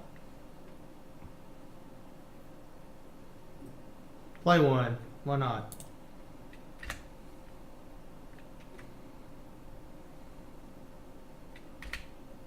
This is interesting, right? Uh-huh. It's the most interesting game I've ever played. Alright, our opponent actually playing something. 2 turn clock. Alright, so we have 1 turn to draw something. That's a good something.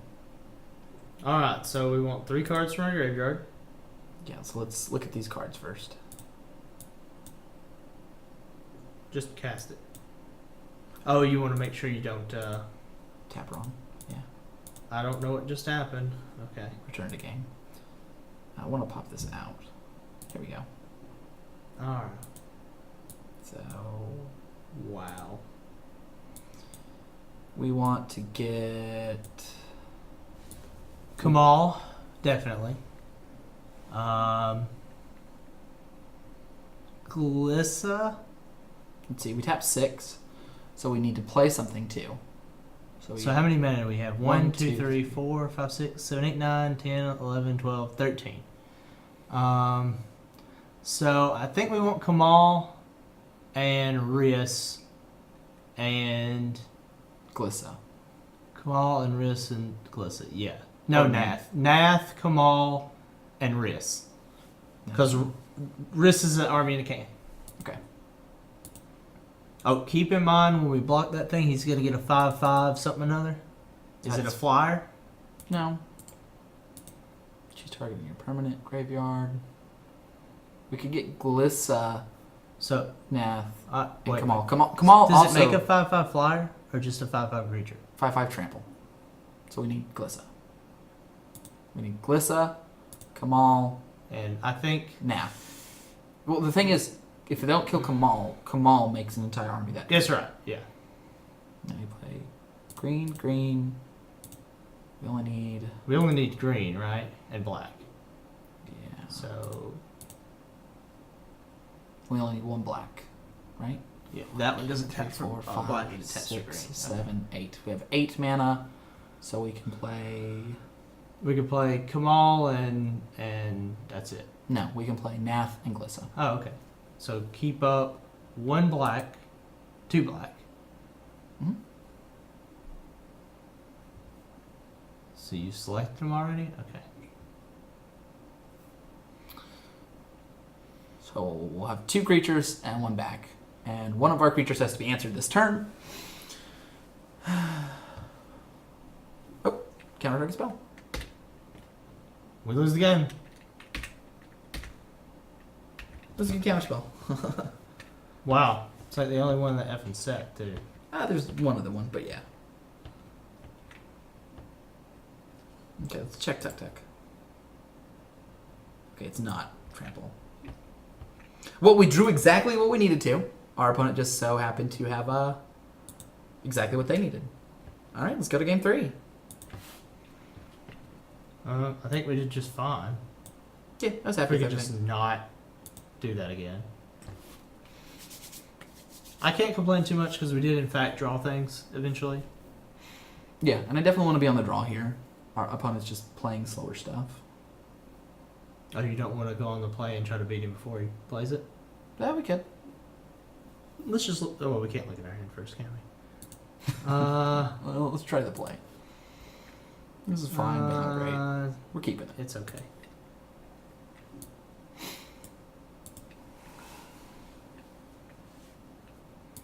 Starting with Gift of the Gargantua is real nice. It usually draws 2 cards. You know, Yeah. except that one time we really needed it to. Yeah.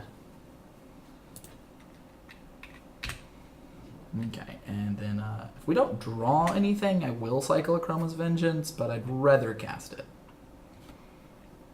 So you don't want to play gift? on No, I'm going to turn? play Gift. Oh, okay. If I don't hit something off Gift. Okay. Yep.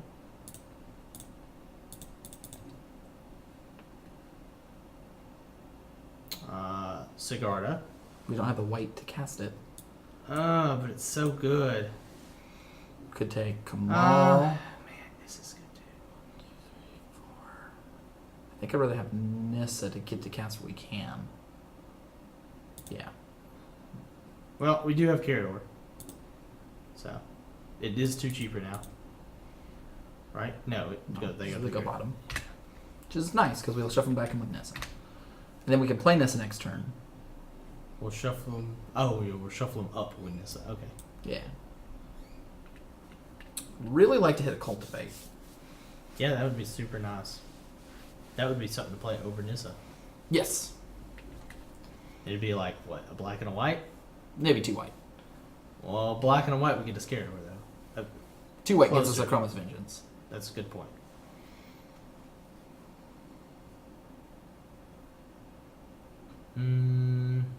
I would go to play the mountain. You play the Nissa and let him counter it? Yeah. There's only one counter in his deck, right? No. He can't counter for 2. No, he doesn't have a counter.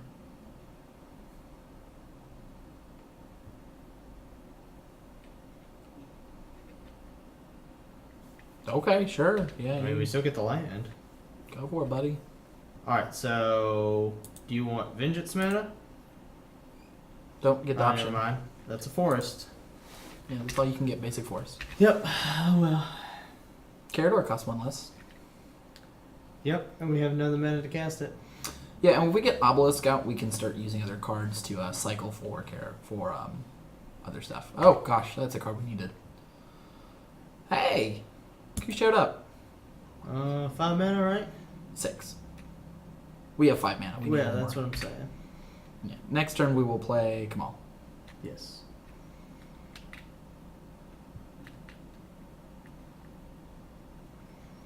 And Kamal represents a very quick threat, so our opponent will have to start playing stuff and answering stuff. Hopefully they'll load out. We can get some white, get the Chroma's Vengeance down. They're going to take Kamal. They can't. That's duress. Oh, that's They're They're going to take. They're going to take Vengeance.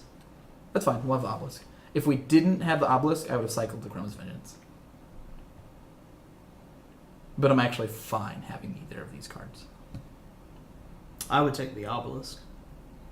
Because you can cast the Obelisk next turn, you cannot cast Vengeance. Yeah, I think that they lose so hard to Vengeance that they'll probably take it. You're probably correct. Because we will get the mana, eventually. Oh, yeah. And it will hurt them much more than it'll hurt us.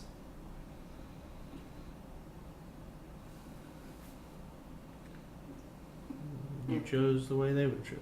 They chose. Oh man. That's just amusing.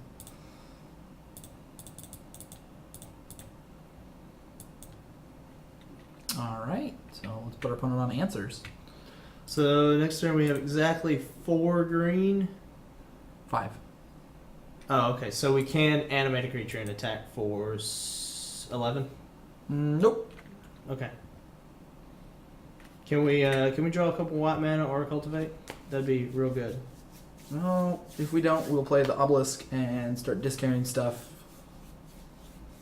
Looting stuff so we can play stuff.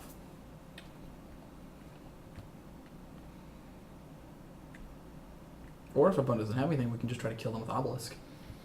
I think looting is a better option. Let's cultivate for 2. 2 planes. No, I think 2 swamps. Oh no, 2 plains is better. Let's do 2 plains. And then we can play the other one. And then play it. No, it comes in play tap. Never mind. Are they countering this? Yeah, probably. They think we're gonna get this stuff for the Kokusho.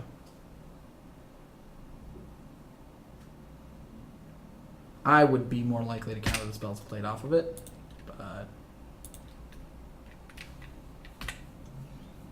I guess they assume they have enough card advantage. Did you not play land? I did. I don't think you did. I played the other forest. No, you didn't. Hmm. I don't think you played land. Doesn't matter, but.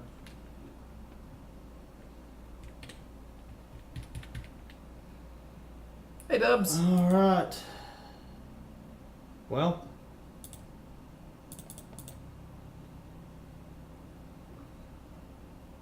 Do you want to get the swamps? Why? I don't know. The problem with getting either one is it doesn't block an 8/8. If we get a Chroma, we'd have the other planes. Chroma doesn't get around Lothars, though. We need removal. Yeah, that's the only reason to get that one. Yeah. But our opponents can tap down our lands. You can tap down our lands? Yeah, it's permanence. Oh, forever? Yep. Oh, then we've lost. Probably. We can still draw Mortify. Lorthos isn't a particularly fun card to play against. So they're tapped down next turn?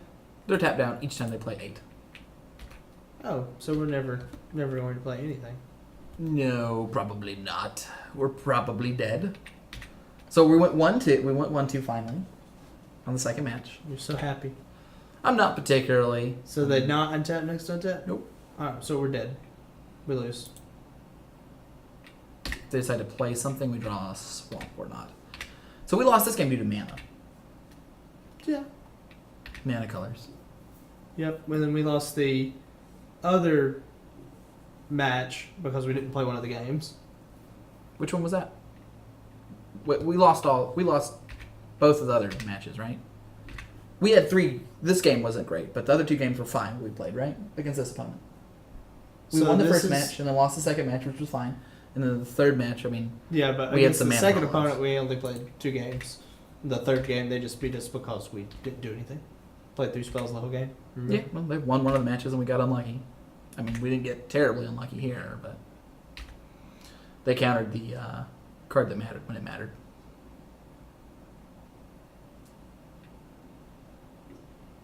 All right, that's it. Unfortunately,